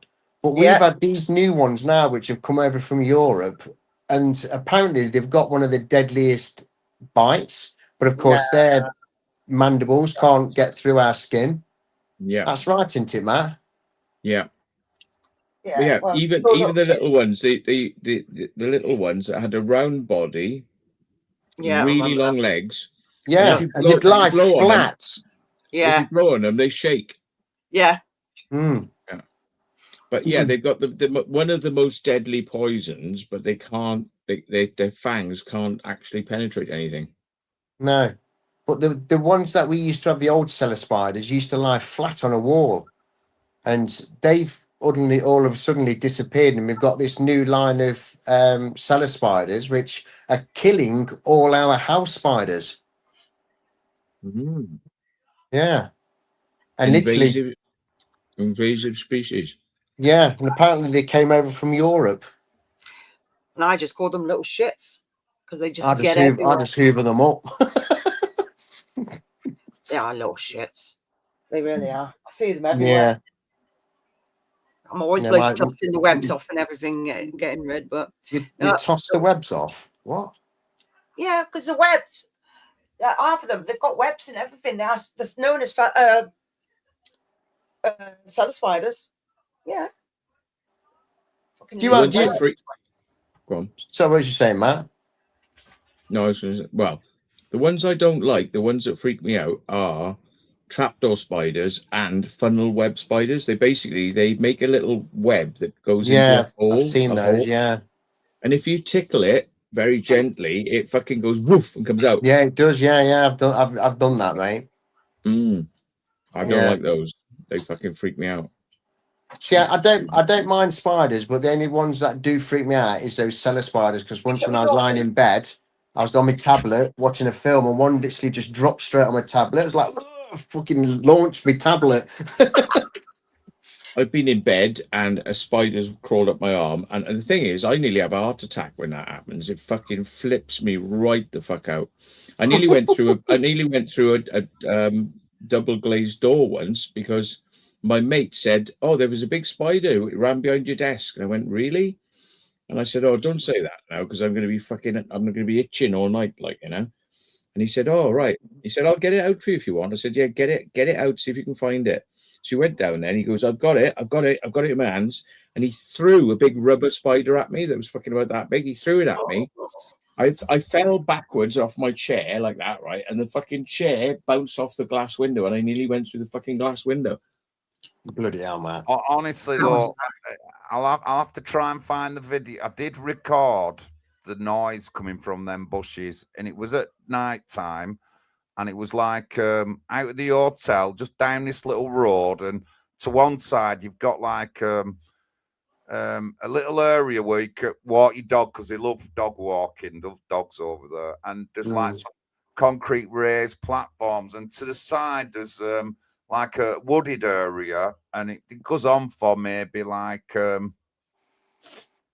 few 100 feet, but the sound was deafening me. I couldn't hear any cars, couldn't hear. If a car went past, I wouldn't have heard it, even though none did. I wouldn't have heard the car because it was that loud. The buzzing and proper ringing, and it surprised me. You know what I mean? But like I said, I seen a hummingbird, and then thinking about it, South America, tropical country, the spiders are a lot bigger. The beetles and all the kind of bugs they have there are more bigger than they are generally over here. But I would just stay. I'm just glad I was staying in that hotel and not like in someone's house or something like that. There's a spider, and it's like about this fucking long, wide, you know. And it's like you can fuck right off. Oh. I used to kill spiders when I was younger. When I was like, sort of, 8 years of age, I used to kill spiders. And, I was ruthless. I was like, right, die, But since I've kind of changed my thinking on, like protect animals, be nice to them and all that. They scare me, but I always catch them and put them out. And then the next day, they're fucking back in. Yeah, the gets for that. Yeah. That's why if anything gets out of this room, the cats get them. Fucking hell. How big's the biggest snake you've got? Not that big. I've only got the ball pythons. You got pythons?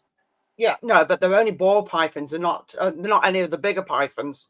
They only okay. They're only about 4 or 5 feet. So they're not that 4 or big. 5 feet. It's big enough to kill your cat in it. No. The cats are not allowed in this room anyway. This room gets locked. They're not allowed. They can't get in. So this is Jackie's had loads of like poisonous spiders and tarantulas escape, and then she finds them like 3 or 4 months later. Like, bloody hellfire! So I don't mind spiders. I don't mind them at all. I mean, I've held tarantulas and whatnot and stuff like that. Like I said, the only ones that freak me out is those new flipping cellar ones. I don't know what it is about them. They're a pain in the ass. Nah, I don't know how I can be afraid of anything in England after going to Colombia. I can't be afraid of anything. It was just so like different and all that lot. And I didn't particularly see any bugs. I seen a lot of birds and all that, but I definitely heard them, and they didn't sound like there was little tiny beetles that you get under your mat outside. They weren't like that. They sounded like there was the size of mice and stuff. But What? it's given me an all new look. And I mean, you've been to Australia, and Australia's like wildlife is like just totally different than we have over here, isn't it? Mm. Yeah. Well, we know The it's huntsman, it's the huntsman in Australia, which is a flipping weird looking thing, and that's a big spider. Yeah, they're cool. I had one as a pet. There's You bloody particular would. the spiders, I think it's Australia, and they love to sit underneath the toilet lid, under the Oh seat. God, yeah. And if you sit down, always, they anyway. fucking try to get you, you know, if you Yeah. sit down on the toilet seat. And they like going in shoes. So when you're in these foreign countries, they always tell you, inspect Yeah. your clothes Everything, and mate. Yeah. shake your clothes and tip your shoe up and bang, bang, bang, bang, bang to make sure there's nothing in it. Because if you put your foot in there and they bite you, you know, you're going to get screwed. About it. Yep. I don't want a bloody anaconda. I'm not stupid. And I that, held a redback when I was out there, you know. oh, cool. Yeah, I did run over my hand. And of course, apparently my friend who was with me, he holds them all the time. He says, I don't know, he says what the big fuss is about, because they'll only bite if they're antagonized. Exactly. That's the same. Because they don't want to bite. They don't want to bite. And No, I was like, I'll go on and I'll try it. And it ran over me, and I was like, okay. I held a redback. They're trying to do it to get away from you. Yeah, so all they want But to do then, is get away from the you. web is quite aggressive. I know that, but the redback, it's the same as the was it the black widow? So never held on them. Yeah, Mick was saying better than the fish that swim up your knob. There's things like that. Yeah. There's people is that the barb fish? Yeah, people have gone in. They've gone. Something's wrong with my ear, and they've stuck a little endoscope in there, and they've said there's a fucking bug in there. So they've like get tweezers in there, and they pull it, and it don't want to come out, and they pull it, and it's fucking huge, and it's spiders and earwigs and insects, and they crawl inside your ear, and you can hear them going inside your ear. What's that one that goes up your urethra though when you piss in the water? Oh, Is it called the fish. barb fish? Is it the barb fish or something? Yeah, something like that. It's awful. That is such an awful thing. Bot flies. Somebody just said on what's it? Yeah, Mike just said Oh, yeah, I've heard about those bot flies. Yep. Horrible. Somebody had one of those. There was a program on TV where a bloke had one in his head, and he could hear it wriggling. Yeah, munching on his skin, because they eat, don't they, from the inside or something? Nasty. But see, the thing is, they reckon that if you get a nasty cut, a good way to disinfect it is to get a load of fly maggots, and they will eat out and sterilize the wound. Yep, I've heard that. Oh, they used to use them anyway, didn't they? Yeah, it was something they used to use. Arse worms, yeah. B-Face knows all about arse worms. I've had worms. Here's a statistic for you. Did you know that at any one time, a quarter of the world's population is infected with worms? And it's not because it's not because your house is dirty or anything like that. It's because they're in fruit. So you buy an apple, it's in the apple, you eat it, goes in your stomach, reproduces. I think they can reproduce without having sex. They just like self-reproduce. What? And they just like, they grow in your stomach, and then they eat all your food. So you're eating loads of food. You feel really hungry, but you're getting thinner and thinner because they're eating all your food. And if you, dogs and cats get them, when a puppy is born, it's got worms in it from the mum, you know? Yeah. And basically when they're born, you're feeding them, but they're not getting any bigger. So you've got to deworm them, but you can only deworm them when they're a couple of weeks old. So you deworm them, and then they shit out like hundreds and hundreds of worms. dead. Yeah, I know some are born with fleas as well. So it's like, really? That's it now. Cutting up every single apple I eat now. Thanks, Matt. No, of course, just washing them, really. That's what the best thing to do is wash them. Well, yeah. I mean, I always wash my apples and that, and I even use the green part of your sponge to get all the wax off them. Yeah. But yeah, it's That's what I'm very funny. I won't buy the fruit from supermarkets. They put so many chemicals on them. They're the worst ones. Prefer to go Yeah, to the green process. They bring bananas over green, you know, and then once they arrive in the UK, they're kind of refrigerated a little bit. But once they get into the supermarket, they're still green. And what you're supposed to do is take them home, expose them to air, and then they turn yellow. Because if you eat them green, they're not sweet.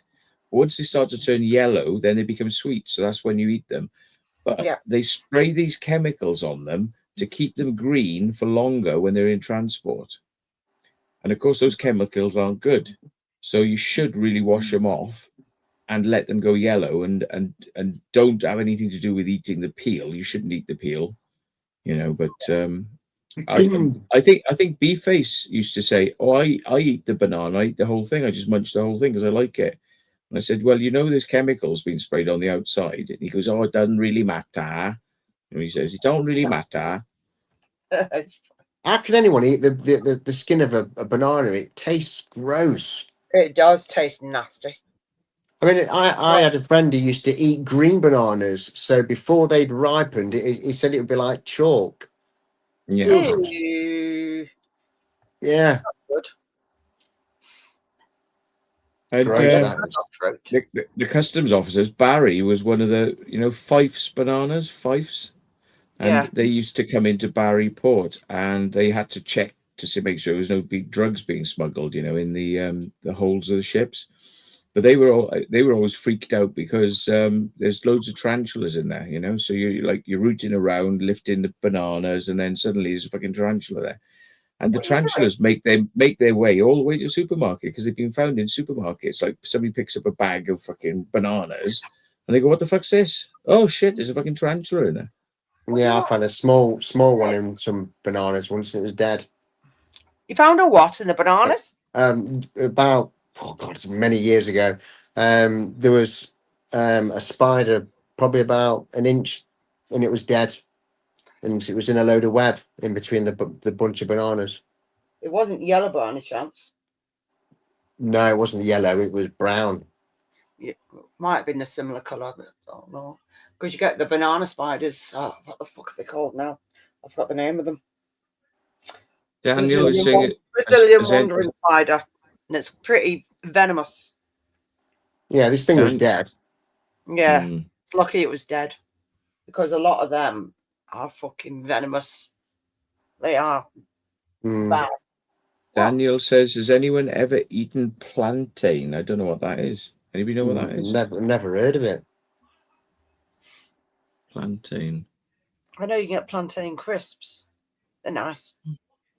What? Never heard of them. You get them from was it the World Foods in Tesco. Hey, Nice. Mike. How you doing, Mike? Hi, Mike. You had a scorpion in our house, came out of a box of fruit. He got stood on. Oh, I've got scorpions. Venomous ones? Yeah, they've got venomous, but they're not ones that can kill you. They're like a bee sting then, is it? Yeah. Yeah. The black ones are not poisonous, isn't it? It's the brown ones, I think, are the poisonous ones. Or the sand coloured ones are the worst. Yeah, the one with the smallest abdomen, isn't it? The sting bit apparently is the most venomous ones, isn't it? If I'm right. I don't know. I don't know which ones are the worst ones. But all the ones I've got, they're not DWA, so it's all good. The only one that I've been told that they should potentially be on a DWA list is my sand spiders. Because nobody knows. So I've got 2 sand spiders, yeah. 6-eyed sand spiders. Matt, wake up. I was just thinking now, I'm going to go downstairs, have a pee, grab some more water, and I think I got an energy drink in the fridge. Let me just go and grab Yeah. it. I'm going to have to go soon anyway. I'm going to have to go to put my daughter to bed. It's getting a bit late, isn't it? What time is it now? It's 11:10. Yeah, I'm going to have to go soon. Put my I'll be back now. 11-year-old to bed. Well, if you go in, look, nice to see you, mate. Yeah, we'll have to meet up and do some exploring in the future, man. Yeah, I'll have to come back down and come and see you. Come drive down to you. Yeah. I'm going out with Carl and Matt, Mark tomorrow. You know, Romy, to that investigation event thing. Oh, So I'm looking forward to that. That should be a good night. is that like in a hotel or a conference center No, or it's something? let me have a look. Hold on. Can the public buy tickets to come? Yeah, this ticket's been done on it. That's cool. Good. You should plug it. Plug it. People can come and say I've hello put it to on you my there, I've then. put it on my Facebook. Yeah, I'll have to add you on Facebook. I don't know. I probably haven't got you. Yeah, hold on. Right, I'll be back in a sec. And Yeah. whereabouts is it? Just out of curiosity, before I go down to the toilet. It's hold on. The Curse of the Antwerp Mansion. Oh, Antwerp. Yeah, I've been there. Yeah, Antwerp, that's it, sorry. And Curse of the Antwerp Mansion. Yeah, that's where I'm going. I couldn't think of it then. Antwerp, yeah. Yeah. When Antwerp, I Antwerp, went there, go on. Antwerp is in the UK, is it? It's a place in the UK. Yeah, it's I think it's in Manchester, I think. It is Antwerp. Okay. Yeah. Cool. I did a video there a few years back, and you got to interview the actual owner of it. So some of the stories it tells you are really, really interesting. Yeah. Really interesting. Because he lives one half you can investigate, and the other half he lives and his family live in Antwerp. Really, I'll be back now. See you in a sec. All right, mate. He's charging quite a bit of money though for the hiring out. Apparently, it's something like £250 or something for the night, which is, I think it starts at 7 and finishes about 3 in the morning. I think if I remember rightly. So yeah, I think it's a bit expensive. I don't know. It depends. If there's a few of you, then you could split the cost. But if you're going on your own, yeah, that's true. Yeah. What there was a on few of us earth are that you went, so we all stroking? split the cost, so it worked out cheaper. Yeah. What are you stroking? This is a bearded dragon. Bearded dragon? Where's his beard gone? He shaved it. Yeah. She's got it's a girl. It's a girl and it's got a beard. Okay. Yeah, it's called bearded dragons. Yeah, Yeah, I know. My daughter bloody wants one. they're cool. But they live. She's got to remember they live about 15 odd years. So yeah. Cool. So What do you, go on. so I was going to say, what do you feed that? So she gets lamb's lettuce, and sometimes I'll cut up some carrots on there. You can give them other bits and pieces, but if you give them too much fruit, it gives them shits. Lovely. But Well, also, that's interesting cleaning them out. also, she gets a couple of times a week, she'll get locusts, or if anything escapes, like one of the roaches when I'm sorting them out, she grabs them. So it's quite funny. Because she can have the dubia roaches. Bloody hell. How do you manage to keep on top of all your animals? And I just do them over days. Simple as that. I can only just about feed my daughter. I'm saying now, mate. I'm saying now. I'm surprised my kids survived, but they did somehow. But there you go. And I've got 5 adult kids. So I must have done something right. Well, I'm going to have to go and sort my daughter out. And it's been nice to meet you anyway. If you want to add me on Facebook, it's Anthony Hunting Purgatory. Right, let me have a look while you're here so I get it right, mate. Yeah, no worries. Let me just turn this thing off. It's on dark time. If John doesn't come back, tell him it's been nice Oh, talking he to will him. do. He will do. Right. Fail book. Let's go to fail book. So you're Anthony. Yeah, Hunting Purgatory. Anthony. Anthony. Hunting Oh, Purgatory. yeah. Somebody's just said links in the chat. Yeah, I know. I found you anyway. I'll have Yeah, a look at that now. photographer, 4.1k followers. So University of Derby. Have you got to pay 250 quid to go to this event, or is that what No, he no. had to pay? No, it's a joint thing that Carl's done with is it Dark Territory or something? Oh yeah. Yeah, Oh, I think yeah, they've Dark done it Territory, between yeah. themselves. Yeah, Jackie, Cool. I've just got your friend's request come through. Cute. So yeah, should be an interesting night, Matt. It does sound good, but I have got it on the thing. I've just I went added you back as a few friend. years ago to Antwerp, so that was pretty interesting. But we were all dressed up because it was Halloween when we went. So To Antwerp. Yeah. Yeah, there's some. I've seen a video of Carl when he was there, when he was doing the investigation, and the activity is not bad at all. Not bad at all. So I'm going to take all my film gear and stuff and do an investigation myself while I'm there. So it should be a pretty interesting night. Sounds it. Yeah. That would be cool. Anyway, I'm going to go and go sort my little sweetie pie out. So it's been great talking with you all. That's Look cool. after Nice to meet yourselves.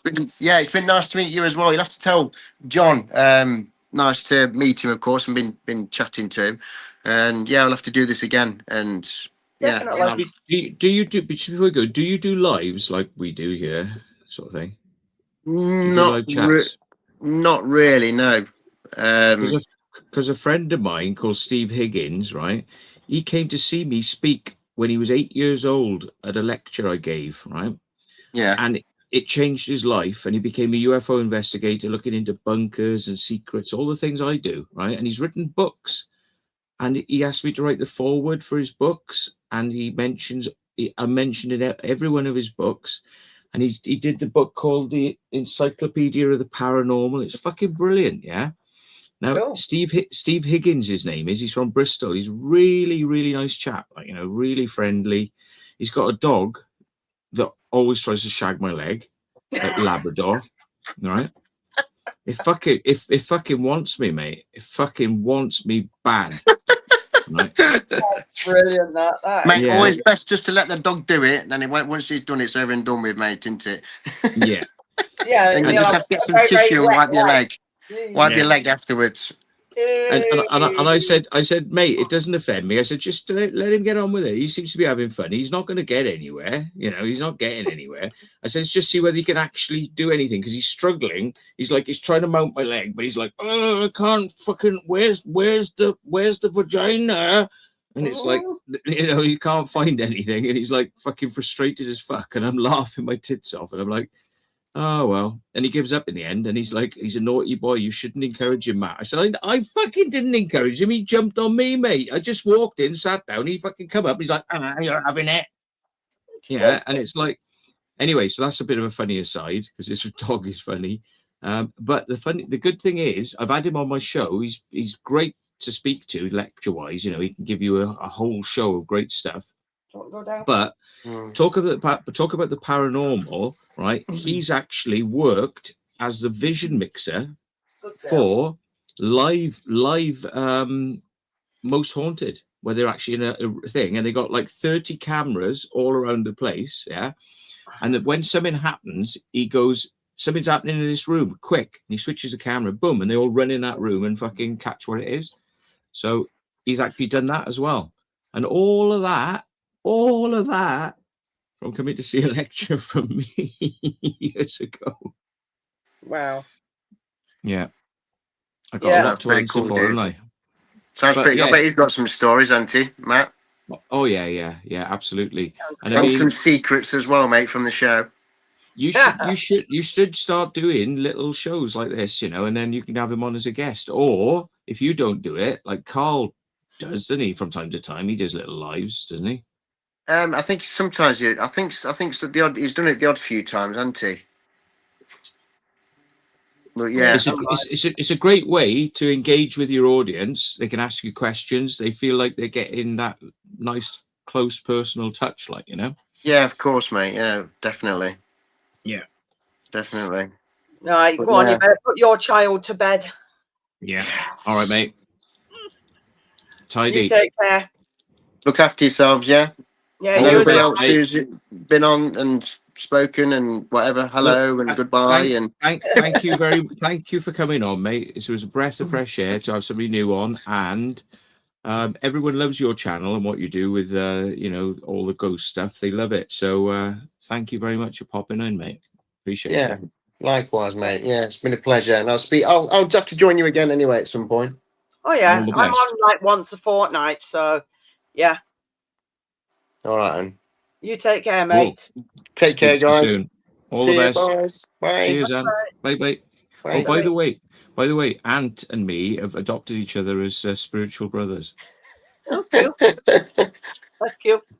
Yeah, because You're we've had funny, Matt. No, we have though, haven't we? We have.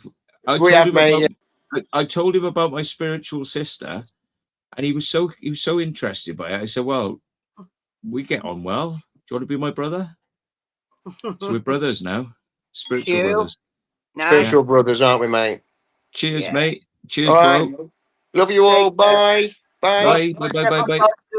Bye. Bye. Yeah. Yeah. Yay. Very nice guy.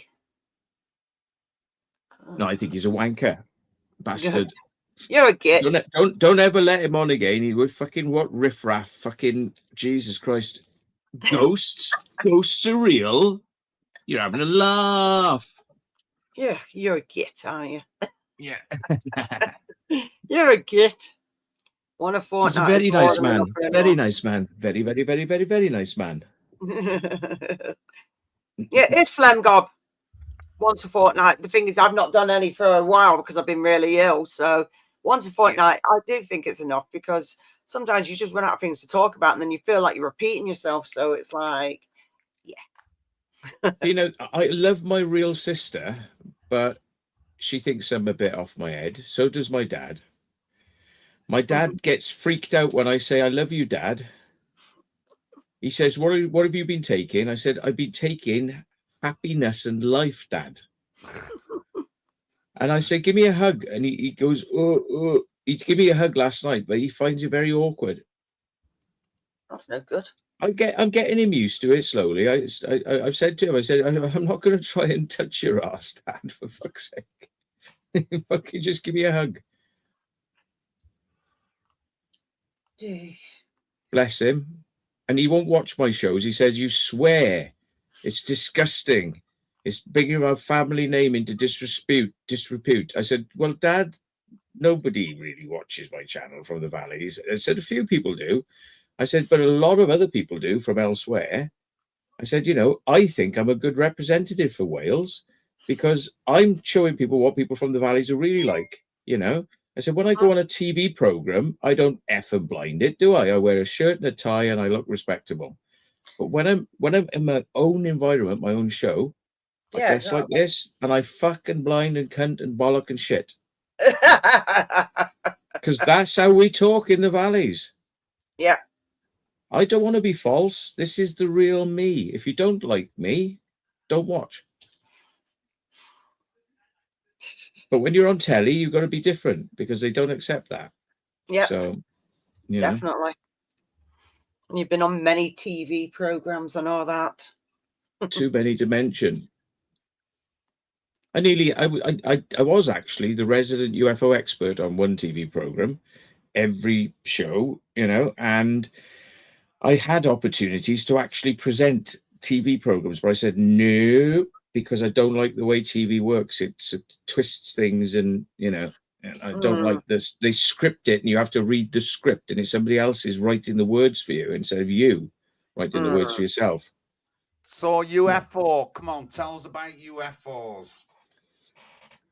Well, at the moment, we are going through a thing called disclosure, which is the American government has admitted they lied for many years. Yes, UFOs are real.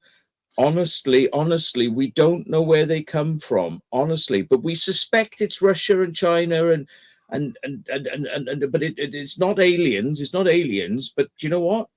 All the whistleblowers are saying the government have to say that because they don't want to panic the people. But it's bollocks. We've got the craft. We've got the aliens. We've been flying the craft. We've developed them. And the aliens are in contact with us. It's not just crashed UFOs. The aliens are in direct contact with us.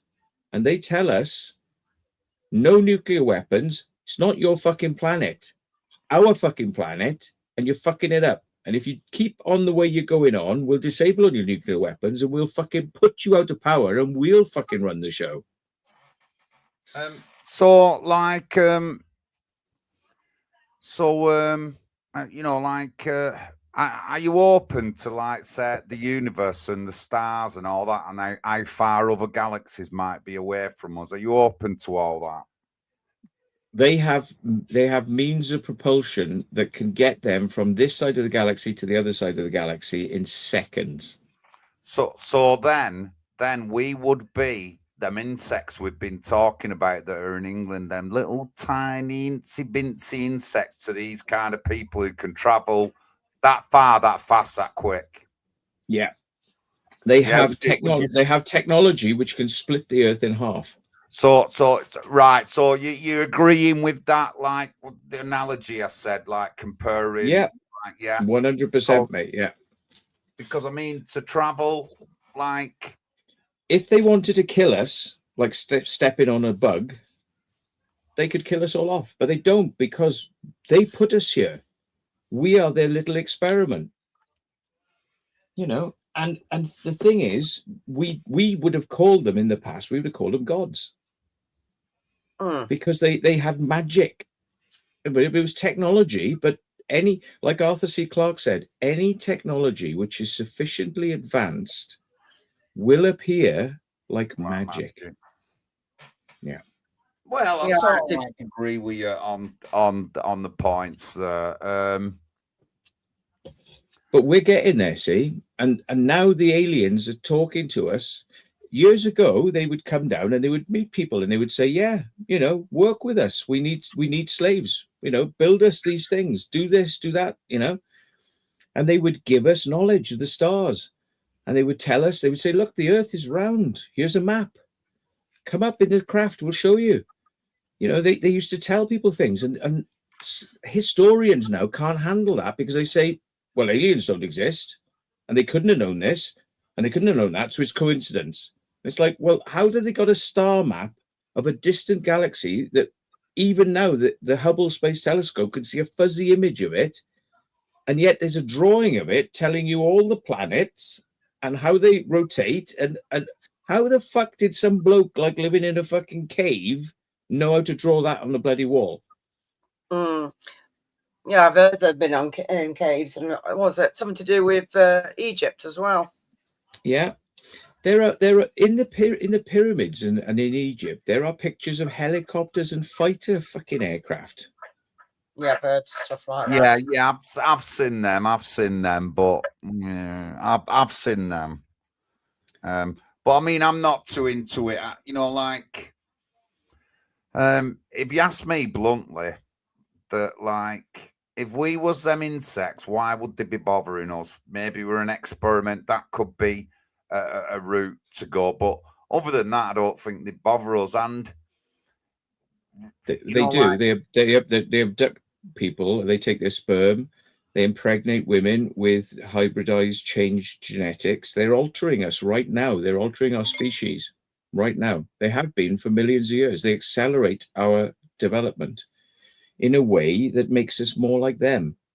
So eventually, one day, we'll be able to kind of mingle with them a little bit better because they speak telepathically. They don't use their voice. They talk telepathically. Big subject. Big subject. Isn't it? But it's cool though, isn't it? I mean, look at what the future holds. Doesn't that make the future exciting?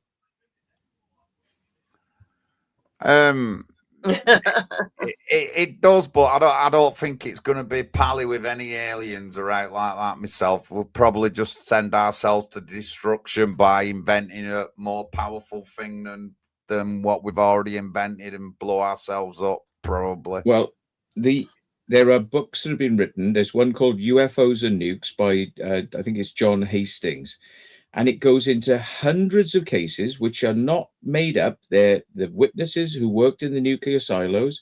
CIA people have come forward, government officials, NASA people, and they're all saying it's true. This book is right. The aliens have come down, hovered over a nuclear silo. Everyone's come out. They're taking photos. They're shining lights at it. And then it beams a light down and turns the nukes off. And then it comes back, and then it comes back on another night, and then it fires the nukes up and gets them to launch. Countdown 10, 9, 8, 7, and it turns them off. Then it disables the nuke, so they have to put a new warhead on it because the nukes have been disabled. They're demonstrating that we have technology that they can switch off like that. So they will not allow a mass nuclear warfare to go on. They allowed, because they were around 1947, when the first bombs were dropped on Japan, Nagasaki and Hiroshima, they allowed that to happen. They allowed it to happen. And where did they crash? Roswell. It was the only nuclear capable airbase in the United States, Roswell, New Mexico. They crashed on purpose, but it wasn't really a crash. It was a gift. It was a gift. And the bodies of the aliens, which were dead, I think one of them was alive, yeah, they're not actually sentient creatures. They're robots. They're like clones, yeah? They're the clones. They're the workers. You know, like we've got robot vacuum cleaners now. Yes. Well, those aliens are like the robot, pilots of these ships. They're dispensable, yeah? So they gave a couple of dispensable bodies and one that was alive, and they gave a craft, and they said, there, what do you think of that then? Because you're just starting to get a little bit naughty with nukes. So we're going to fucking send you a little message here. You think you're the fucking shit. You think you're the fucking dog's bollocks. We're the dog's bollocks. And then President Truman had a meeting with the aliens face to face. And they said, naughty, naughty, no nukes. And he said, well, I tell you what, we'll do you a deal. If you give us technology that we need to help us advance because we want to beat the Russians. And they said, well, we're giving technology to the Russians and all the other superpowers too. We're going to advance you all at the same time because we don't care how far you all get with your technology. We could turn you off like that. So we'll let you play your little silly games. But when you try to go nuke, it's not happening. And every interaction with UFOs and aircraft has been they're running circles around them, and then flying off at 100,000 miles an hour from ground level to space in a second. Boom. Yeah. They're basically saying everything you've got, your cool toys, are nothing. You are our experiment, and you will fucking play ball. If you don't play ball, we'll take your toys off you, and you ain't gonna like it when that happens.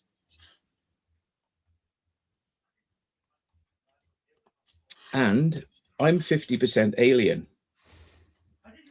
What, have you got a negative G blood thing? Yeah, I have. Yeah, and she has as well. Yeah, we went through this before. Well, I mean, you're either an alien or a fallen angel, one of the two. That's what they said, but, there's no way to prove it. Well, we have slightly enhanced telepathic abilities, which some people hone in on, and some people accidentally have little incidents where things happen and they read minds or they know something's happening, which a lot of people talk about, like knowing the phone's going to ring and knowing that somebody's it's going to be, we're all psychic, but to which degree? Some are more psychic than others. We've all got it. I'm not saying I'm special and I'm, like worship Matt, he's special. I'm not, right? I'm not.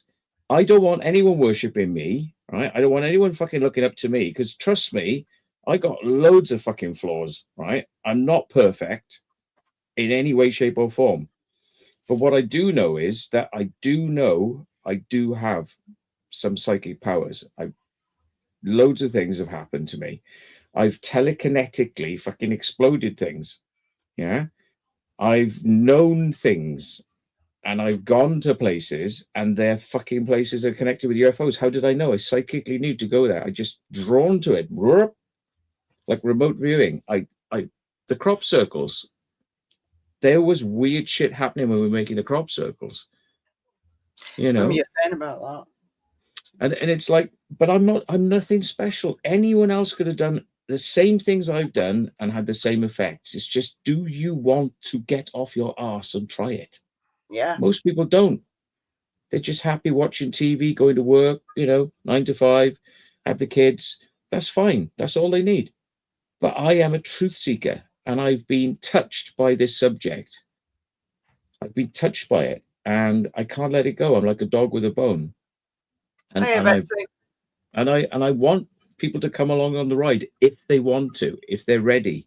If it doesn't frighten them, I want them to come along on the ride, but I won't ram it down people's throats and say, do this, do that. You must listen to me. What I do is I cryptically get people to try and work it out for themselves. And I'll send them a little bit this direction, a little bit that direction, and say, what do you think? What do you think? I've given you this, I've given you that. What do you think? Not what I think. What do you think? Make them learn. What's the saying? You don't give a man a fish because he'll never, ever be able to feed himself. He'll want another fish and he'll want another fish. He'll want you. Yeah, you teach him how to fish. Yeah. Then he's self-sufficient. Yeah. So the Secret Vault, if you look at the title, it says Truth Seekers, the Secret Vault. Truth Seekers was my magazine, Truth Seekers Review. And I used to write for lots of magazines and appear on TV and do all this sort of stuff. Not because I want to get famous, because I've never been paid, and I do not want to be paid for anything I've ever done. Just my petrol money to get me up there. I've got no books for sale. I'm not selling any merch. So if anyone says, why are you doing it? Well, it's not for the money, because there's a lot of fucking hard work and people take the piss out of you when you do these programs and shit. Yeah. So what am I doing it for then? Just to become famous, to be the known face? So people go, oh, Matt. I don't like that. I'll talk to people, but I'm not that social. I get bored of, it's like you're having the same conversation a million times about the same subject. It's boring. So that's why I do YouTube. So I can just say it once. And if you ask me a question, I say, go look at that video so I don't have to talk about it. I'm bored of it, but it's all for free. There's no money's changing hands.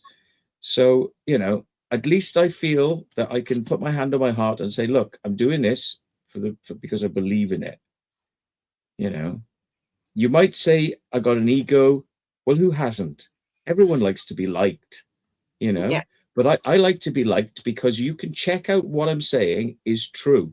Whereas a lot of people say, trust me, you can't prove what I'm saying is true, but just trust me. With me, I got the receipts. If you really want to delve deeply, I can prove to you, you can prove to yourself what I'm saying is correct. But I'm not going to put it on a plate for you. I'm gonna tease you and make you work. You're not going to get a free ride. You have to put in the effort. That's the way I work, John. So, yeah. And I do not want a cult of people worshipping me and fucking following me. And, I do not want that. I'm not into that at all. You've got loads of bloody different channels as well on YouTube as well. So you've got things on them. So a lot of people don't even know the channels I got because they're just like help channels to just help people for free, technical help, and you know. Oh, kidnapped himself. I mean, you know, people who watched, you know, the Urbex channel, they write to me and they say, "Can you suggest a good camera?" And I go, "Yeah, this one and this one and this one." And they said, "Well, I was going to buy this one." I said, "Oh, don't buy that one. It's expensive and it's shit." You know, so I try to help people, and I don't charge a penny. It's free advice, you know. Yeah. It's when they take the piss I don't like. Yeah, you know, but people get jealous because you know you've got a subscriber base, and they get jealous and they want to fucking kill you, and they fucking destroy your vehicles and fucking wreck things and try and slander your fucking name, and you know, and all this, and I put up with that. You got to be thick-skinned if you do this stuff, because if anyone thinks this is great fun, it is overall, but it's like climbing Mount Everest. It's cold. There's not a lot of oxygen. It's a lot of risk, yeah, and it's fucking tiring. But when you get to the top, the view's great, yeah. But if you think you can just get from the bottom of Everest to the top by taking a helicopter up there, yeah, you miss the point of the journey. It's the journey, the hard journey, that is what gives you your knowledge. And so many people want me to take them in a helicopter to the top. They want all the answers now. And if you give people all the answers now, it blows their mind. And then they go, "That's fucking bullshit. Fuck you." They get angry. They want to punch you. So you give them just enough to get them to the next stage, and you make them find the answer and come back and tell you. Because if you tell them, people get very angry because they go, "Well, that's bollocks. I could have found that out." And I say, "Well, you should have." So what I say is, I'll give you a clue. And then they come back, and then back or whatever. Go on. If you give them a clue, yeah, they come back to you and they say, "I found the answer." You say, "What is it?" And they say, "Well, it's this." And I say, "That's interesting. That's interesting, because I kind of never heard that before." I have a lot of the time. I go, "Oh, that's really interesting. Fascinating. Thank you. That's really good. Because I thought you were going to say this. You told me this. Never thought of that. Thank you." And then they feel good about themselves. See, because people have got egos. But if you tell them the answer, they go, "Oh, look at him, cocky cunt." You know? Yeah. But if you make them do the work and they come back to you with the answer, then you praise them for it and you go, "Thank you." Then they get excited to go and find more answers. That's the way I think you should teach. You shouldn't preach. You should encourage. Oh, yeah. When you were mentioning about Arthur C. Clarke, I actually bought Simon it a few years ago, bought it for him as a present for one of his books. Because I remember my dad actually having one. And I thought, oh, I should get him one of them. Should get him that book. So I did. Got him a few books. The airfield where I learned to fly microlights was Yatesbury. Yatesbury was an RAF base. It's all flattened now, apart from a couple of hangars. And the old tower is there, but it's so hidden. You know, most people drive past it, they never see it. Now, that was all a massive base where they trained people on how to use radar, because he was a scientist, but he was into radar, radio, and he used to teach people how to operate radar, you know. And then he had a brainwave. Why don't we send radio signals up to satellites and bounce them back? We can get over. And he invented the satellite. Yeah, that's cool. You know, and he's a science fiction writer, but what he knows, he puts as science fiction. But maybe he actually knows it's the truth. But if he told people it's the truth, they'd tell him to fuck off. So he writes it as science fiction, and then people go, "Oh, that's an interesting story." But it's funny how so many of his stories seem to come true. Yeah. I know I've got Simon a book on Nostradamus as well. So there's a few books I got. I'm like always trying to find something really fascinating that I know you'd like. So yeah. when he went to live in Sri Lanka, and everyone said that you like the young boys. Oh, fucking hell. Mm. Why? What is wrong with people? Really? That was a rumor, never really proven, but I think people did know the truth, but they gave him a free pass because look at the good he did for the world. They gave him a free pass. But still, no, it's so wrong. Not good. No, I know. Definitely. He always told people that he had a problem with his breathing, and the heavy humidity of Sri Lanka was good for his chest. But yeah, he was a wayward lad. I can't say that I'm not familiar with things. When I was younger, when I was still delivering papers, so I was at 15, there was a series of books that come out once a week or something called The Unexplained. Yeah. Oh, yes. It had human combustion in. It had about human combustion. That when all the forest was flattened in Russia. I think they think Tunguska. Yeah, had that in it. It had a load of spooky things in, and that some of them have been proven now, but that was when I was 14, so I have been looking into all this stuff all my life. I've been interested and stuff like that, so I'm not coming from a view of an ignorant person. Crop circles were in the unexplained. They were all there. Everything was there. And guess what? I loved all the stories in the unexplained, but I never even looked at the crop circles. They're there. But I thought, what the bollocks is this? This is bollocks. And I ignored it, and I could never remember it. And then that lecture I gave, where so many people were in the audience, who went on to do really massive things like hack NASA.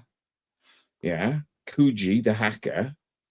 He was in the audience. Steve Higgins was in the audience, and they all went off and did some really fucking crazy stuff because they saw a lecture from me. Now, they got it. Coogee got in trouble, and I felt responsible for that. And I actually had to have words with some people, and I kind of was instrumental in getting him off the hook.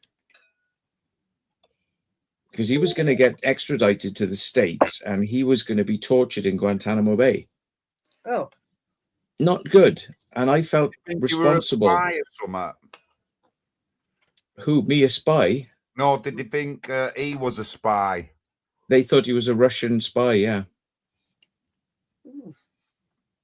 Yeah.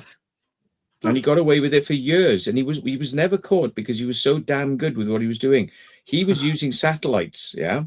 He was bouncing a phone call to one satellite, to another, back to ground, back up to satellite, down, up, down, up, down, up, down, up, down, up, down, so many times that he could be on hacking for about an hour and a half before they could trace the call back. And just when he knew they were about to trace the call, he dropped the line. Yeah. And they couldn't find him. He was so sophisticated. And the only reason he got caught is because some little fucking junior hacker who knew who he was got caught. And in order to get off the hook, he said, I know who Coogee is, and gave his name up.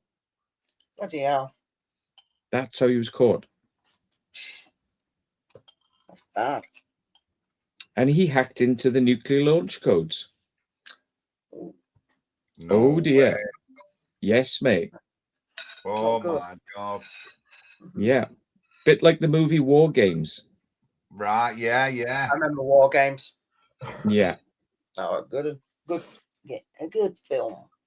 And he whistle blew about the things he saw. And guess what America was just in the process of developing?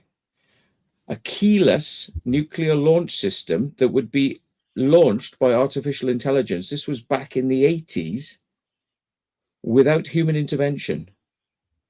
Yeah. It was developed at a place called Rome Labs, and it was an automated nuclear launch system.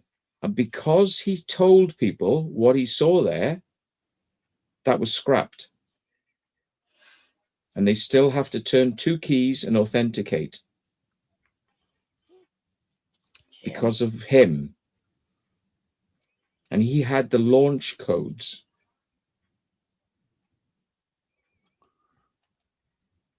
A 20-year-old boy, 20-year-old boy who worked for Admiral Insurance in Cardiff.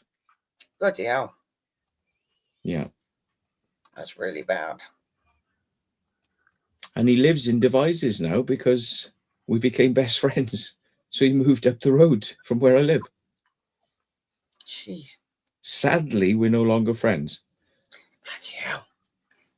And that is a long story, but I still like the guy. But my boyfriend who hung himself, Your got ex, 'cause you involved- got a new boyfriend. yeah, the one from ages ago, Grant, his name was. He hung himself. And he told Matt some fucking stuff. And Matt was horrified about me. Right. And I was just going like this. No. But this is what Grant was like. He was always trying to do things to me to fucking screw me up. So I said, oh, you want to go and tell Matt that, do you? You want to go and ruin my friendship with Matt, do you? Come on, then let's go up there. Go and tell him. See what he thinks. You could. Matt will probably tell you to fuck off. You won't believe it, yeah? But if this ruins my friendship with Matt now, are you going to care? No, because you're autistic. So you don't give a fuck. So you think it's a great idea. You go and tell him something that isn't fucking true about me. Go on then. Do it. And Matt was not impressed. No, I bet. And it soured the relationship. And I said, well, Matt, excuse me, who do you believe, me or him? You know what he's like. You know what he's done to fuck me up. And now he's trying to sour my relationship with you. But Matt was like, And I said, oh, well, fuck you then, Matt. If you want to believe him over me, then fuck you. You know, come on. What did I do to help you get off the fucking shit? Yeah. But you believe Spurg boy over me. Great. Sad, really, but he's got a kid now and he's living a nice life and I'm happy. I tried ringing him. I hadn't spoken to him for 10 years. I rang him and I said, hi, Matt. And he said, hi. And I said, it's Matt. And he said, yes, I'm Matt. And I went, no, I'm Matt. And he said, no, I'm Matt. And I said, no, I'm Matt. And he said, no, I'm Matt. What are you doing? And I said, no, I'm Matthew Williams. He went, oh, I said, how are you? I haven't spoken to you for years. I mean, have you forgiven what went on? And he said, well, it's nice to speak to you, click. Bastard. Yeah. Okay, now. Talk about I can forgive, but not everyone can. No. Sheesh. So it's a bit of a shame. Yeah. Bit of a shame, but you know, at the end of the day, if people aren't really on your side, then it's not worth wasting too much energy continually trying to kind of, you know, win them back over. If they want to go and live their own lives and be on their own and do their own thing, then do it. I disagreed with a lot of things he was into. And he disagreed with one thing my fucking partner accused me of, which wasn't true. So, yeah, but I disagreed with a lot of things he was into. But, you know, at the end of the day, it's nothing that it's nothing terrible. It's just things that slightly morally questionable, but not illegal. Fair enough. You know? So I always used to agree to disagree with him on certain subjects. You know?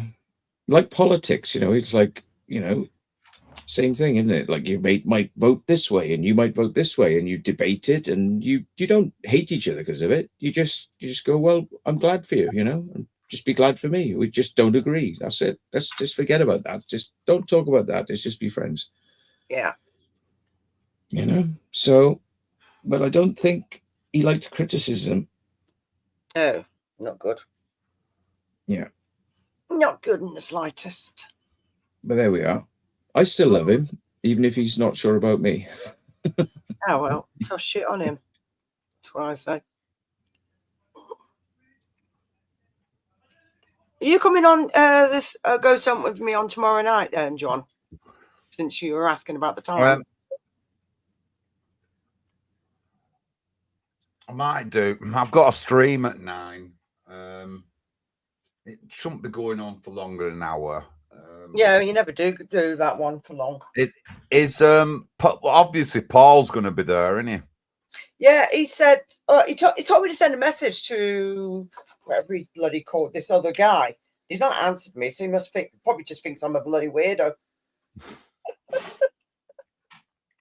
Where is it? Chris Smith, Anthony Warner. So he's going, but he's getting keys. And, Chris, yeah, Christian, Chris, right, yeah. Yeah. And he's supposed to be going as well. Yeah, because he's getting the keys. And right. And Paul gave me his Facebook, and I sent him a message, but he's not said anything back to me. So I'll check with him tomorrow. I'll check with him tomorrow. But yeah, I probably would be able to. If so, then we can just meet up or something. Because I know Simon's coming. So you just get. But the thing is, you're gonna have to send me the address. Well, it's where Coliseum Theatre is. It's Furbottom Street. It's at the top of the. You can't miss it. Send it to me anyway, so I can remember. Because I'll forget. Or if not, we might just get an Uber to yours, or I don't fucking know. One or the other. Yeah. Andrew Kiwi said I should be selling T-shirts on my channel. Well, look, I always said if I ever do, all the profits will not come to me. They'll go to Sea Shepherd, which is now no longer called Sea Shepherd. It's called Neptune's Pirates because it was taken over in a hostile takeover by somebody who basically wanted to shut it down. Yeah. And so they renamed it Neptune's Pirates. So that is my charity, along with another charity called Let's Adopt in Spain. And I'm not rich, but I send them what I can, a $5 here and there, and I've sent them thousands in the past through charity runs we've done, you know. And but what was my point in saying that? You're on about selling merch. Oh yeah, my merch. Yeah. Basically, I will let somebody else handle it, like a company. So they send out the T-shirts, they accept the returns. I don't want to get involved in any of that. And the paperwork will be there for anyone who wants to see it, to say we send the profits to Sea Shepherd. Matthew Williams gets nothing. That's cool. Because, like I say, I just want people to understand that I'm not doing this for the money. You know, it's not about the money. I'm glad some people join the channel. That goes in the petrol tank and on new tires of the car. That's it. You know, it's just oil to blowing gaskets. Yeah, it's oil to grease the wheels. That's all. You know. Yeah. But you know, I mean, I bought all my cameras apart from the drone which crashed in the sea. People did donate to get a replacement drone. I remember seeing that video. I mean, we did a thing where we got everyone to get a wheelchair for Will's mum, and she's over the moon with it. You know. Yeah. You know, and we should do more. Really, we should do more of this stuff because it's easy to do, and like for a charity that you like, Jackie. Oh yeah. You know? Or John. You know, we'll get some money to go towards your political campaign that you're doing. He does. But he doesn't get that many people on his channel, believe it or not. I know you have. Come on my channel. Tell everyone on your channel to come over to mine. I get a lot more viewers, and we'll do a fucking big drive, maybe over a couple of weeks, and everyone will know where the money's going to a good cause. Yeah, I love that. Yeah. We can multi-stream it on my channel and 3 other people's channels. You know, one massive charity drive. and everyone feels good because it's like they go, wow, look how much you're getting. We're on £3,000. Jesus, we're up to $5,000. We're up to 10 grand. Fucking hell, you know. And everyone's like, whoa, and they feel part of something. It makes people feel good. It does. You can get some pointers from merch from Dan. No, because he uses a thingy company. Was it embroidery company? If I remember right. Daniel Farrell says Secret Vault fleshlights would be a bit of a money spinner. Yeah. Simon's okay. I've not throttled them yet, Barry. Can you imagine if I did a line of sex toys? I mean, how people would go, look at this fucking tosser. Made crop circles, reckons he's a werewolf, reckons he's fucking half alien, and now he's selling sex toys. Oh my God. And I don't even use sex toys. I bought it, tried it, thought it's fucking rubbish. I'd rather fucking have a wank. I'd rather have a wank. I remember that bloody thing. Wank. Remember, they took the bloody they took your channel down for fucking. I thought it was a real vagina, yeah. Yeah, it was fucking funny that. You know, but I mean, within reason, you know, I don't mind the t-shirts and things like that. I could do it, but I want somebody else to handle it because it's just too much to be bothered with paperwork and things, you know. Yeah, it's just too much. Yeah, it is a lot. Well, you know, maybe one day. I've been saying maybe one day for 5 years, you know, but I don't know. It took you long enough to bloody have members at one point. You didn't even have them for years. I had to be coaxed. People were saying, why don't you do members? And I said, oh, look, I'm not about money. And they were like, no, but Matt, it'll help you pay the petrol. I'm like, oh, fuck's sake. I'll go on then. And then fucking next thing you know, I got fucking 100 and something members now. See, and I tell them all, I say, look, if you're a member, you can have an hour. I'll ring you for an hour. Personal private call. Very few people have ever taken me up on it. Hang on a minute. I talked to you earlier on today. Yeah.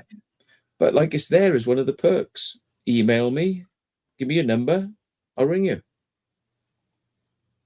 When he's saying that, I talked to you on the phone before that.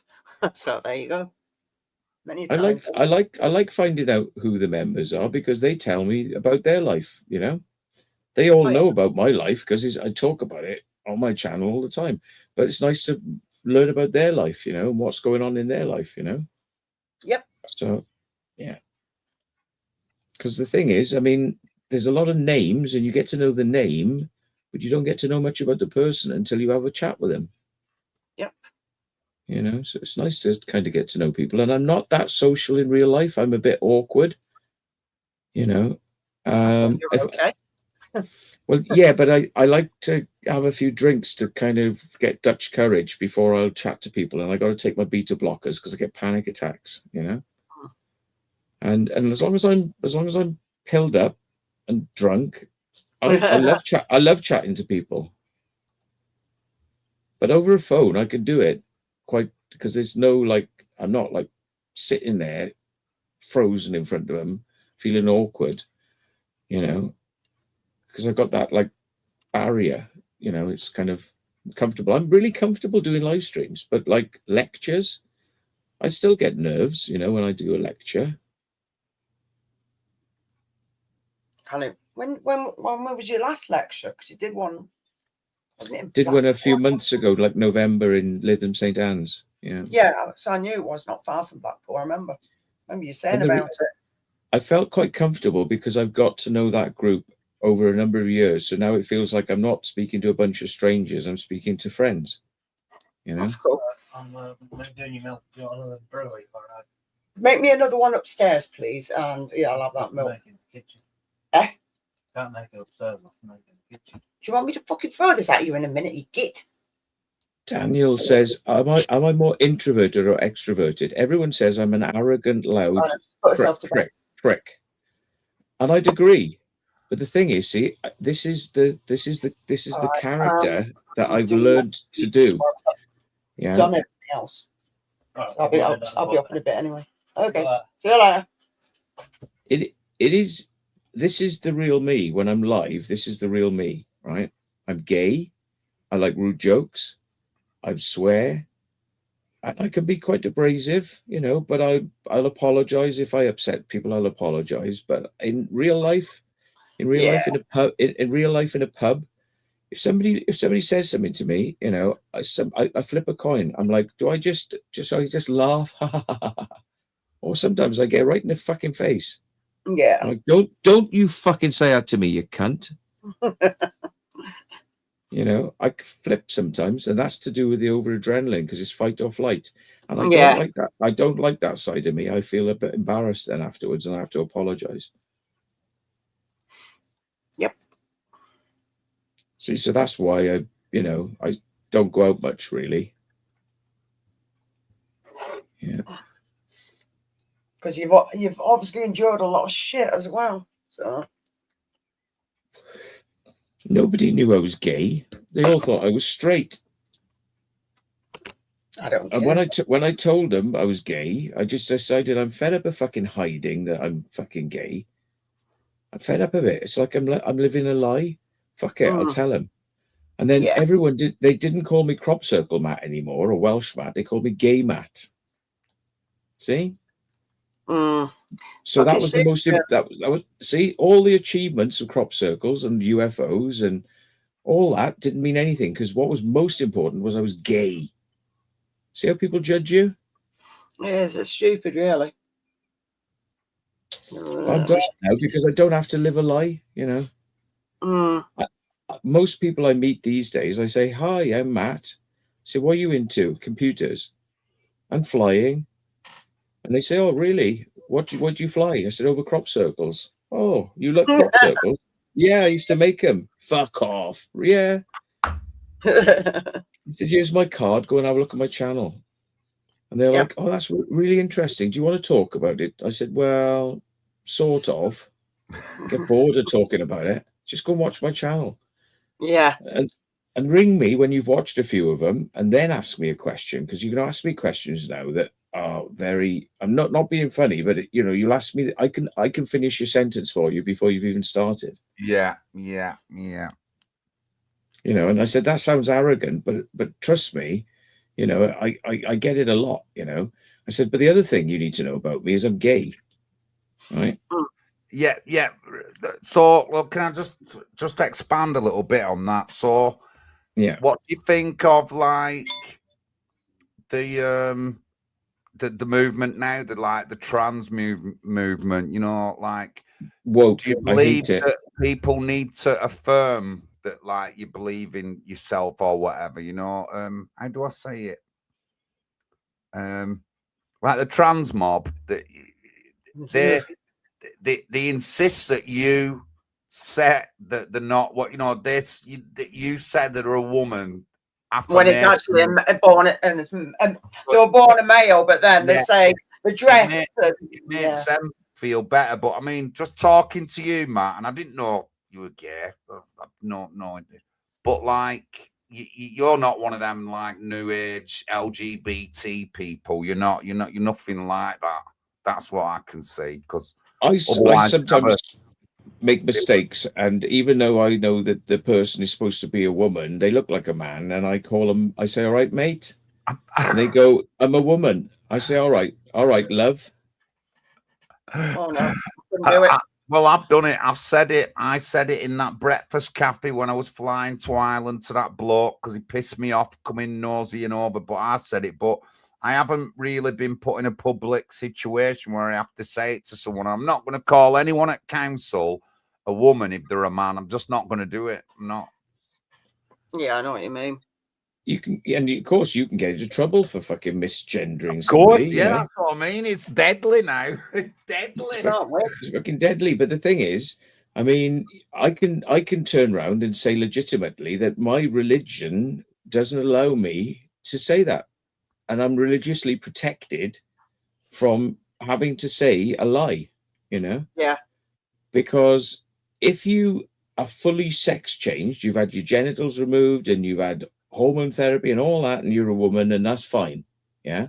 But if you've got a cock, yes, and you you want to go in a female changing room and waggle your willy in front of a child, that's wrong. Yeah, that's wrong. Yeah, definitely wrong.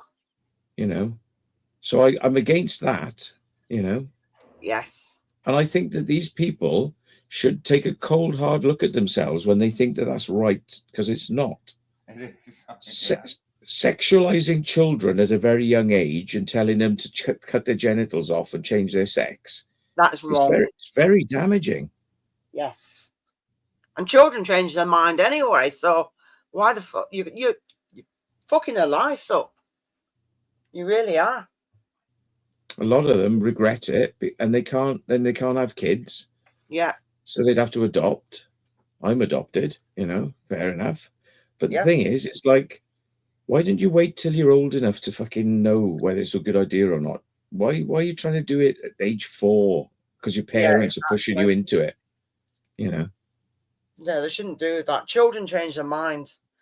I mean, if they really want to do something like that, then yeah, do it. And they're using their own mind, not if somebody's influenced them and said, Some people are born with weird chromosomes. So they are women in chromosome, but they look like a man, you know, and they do feel like they're in the wrong body and wrong skin. Yeah. Now, that's fine, you know. They might play with Barbie dolls instead of Action Man, you know, and you know, I was into knitting and sewing when I was a kid. You know what I mean? But I didn't identify as a woman. I'm a bloke. But I just like knitting and sewing. I thought it was a good skill. It is. You know. I got taught how to knit by a man. Yeah. It was on an army base in RMA, Sandhurst. Yeah. It was actually a guy that taught me how to knit. Yeah. And the thing is, men can be nurses and women can be nurses, but women are better nurses than men. It's just a fact. You know, women make better mums than men. Yeah. Some jobs are suited to men better than women. But if a woman wants to be a truck driver, go for it. Exactly, yeah. You know what I mean? Women should be in the army. If they want to go to the front line and shoot and be shot, then great. Good luck to you. You know, but it shouldn't be that just because you are a different color of skin that you're allowed to jump through the hoops and get to a higher position. Yeah, shouldn't be. You know, it should be your skill should get you that, not your skin color. You know, athletics. A lot of black people do well in athletics because they're built for athletics. If you look at the Olympic Games, you can see that. But you know, that they're no good at swimming. When do you see a black African swimming? I've never seen any. Just saying. Yeah. I'm a bit of both, so I can swim and run. Oh, yeah, you have to be different now, don't you? Oh, that would get me cancelled if that come out in public, if I was famous. Fucking hell, honestly. Yeah, because they look back through everything you've ever said and then they misquote it and then they fucking try to cancel you. Oh, yeah, they always do. Twist everything. That's wrong, you know, because the thing is, back years ago, people would call gays queer, and they would use terms to slag them off, like faggot and things like that, you know, derogatory terms. But the thing is, if somebody calls me a fag, I'd say I am. You know, I'd say I am a faggot. I'm a fucking queer faggot, and I like it up the arse. and it's not good fun. It can be painful. And there's shit up there. It's dirty. You know what I mean? I said to my mate last year, well, he first heard me said, and we were talking about gay people.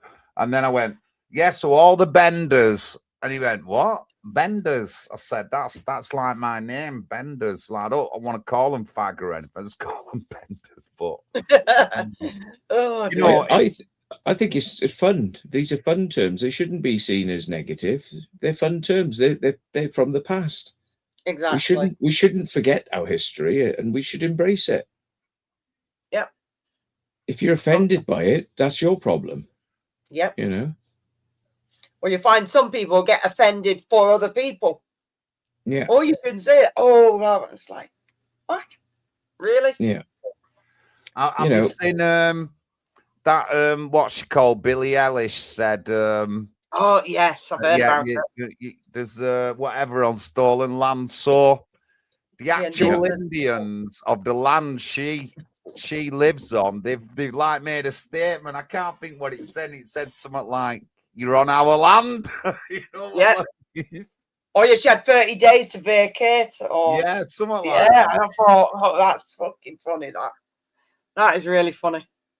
Now, all these displaced people who were brought over, you know, and Windrush and all this sort of stuff, and there was a slave trade, but Britain was one of the first countries to abolish it, you know, and I think realistically, in the UK, we're actually not really very racist. We used to be. We're not now. No, are we? You know? Because we're one of the most accepting countries in all hemispheres. It just goes without saying, you know, and we're not as bad as we used to be. But everyone's changed. Everyone's bad. But now, what we were like in 1950s, people are like that in other countries.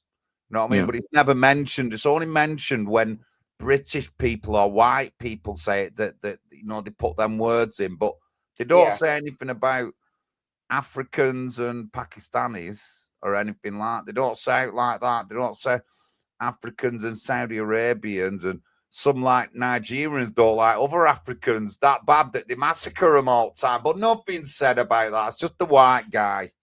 Oh, yes, I've heard an awful lot of Just that. the white guy who's guilty. You know, and saying things like, you know, Winston Churchill was a racist, and they pulled down the statue of some bloke in Bristol and threw it in the bloody river or something. I mean, the thing is, Colston. It's mad that all them students who pulled it down all go to the universities that he paid for. That's absolutely crazy. That yeah.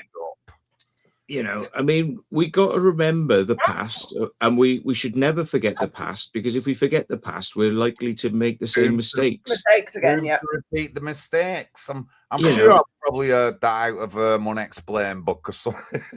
Yeah, probably.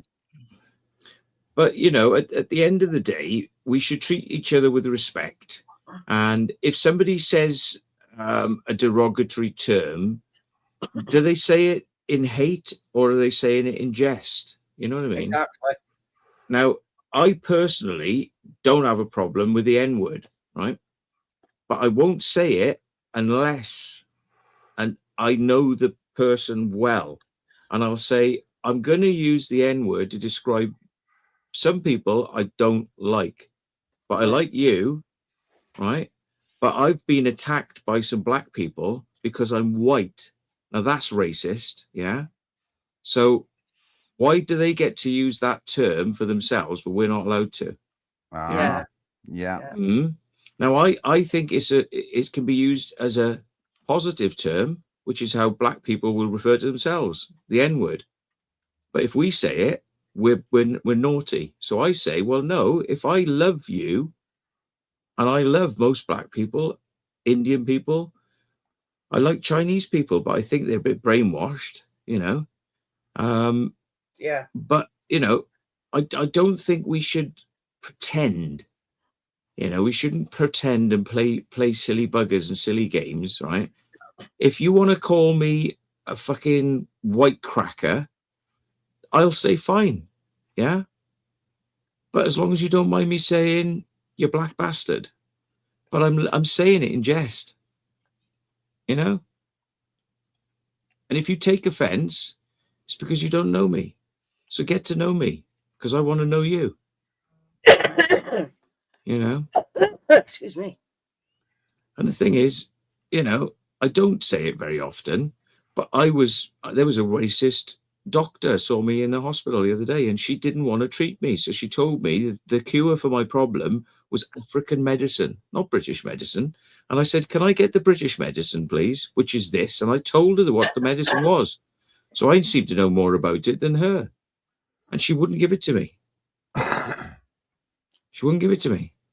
So, that's racism. That's racism. And in my head, I used the N word. And I thought, oi, N, oi, N. We're not in Africa now, love. But I didn't say it to her. What I said to her was, well, you learn something new every day, don't you? But I'm thinking, you're racist towards me. But I'm treating you with respect. Sorry, but I'm sorry, but you can't be racist to white people because you never suffered in your past generations. That's been passed down to you right now, where you don't get any privilege or anything like that in England or out like that. You know what I mean? And just saying, that's the usual spiel off the left. Yeah. They think that the generational abuse is still going on today, and it's not. Everyone's got the same opportunities to do well in life in any field. Look in the House of Parliament, yeah. It's 50%, different races. And some of them might have got there unfairly because they were promoted just to sort of look good. But some of them are fucking hard workers, and they got there because they really do work hard and they care. Yeah, like Diane Abbott, the first black woman MP and all that, and that's imprinted on her. But like no one talks about the first Indian who became an MP who was a woman in the 1800s. Believe it or not, no one talks about her. She's irrelevant. That woman, you'll never hear about her, and I bet you none of you have ever heard. But you researched, was an Indian member of Parliament. She was a female.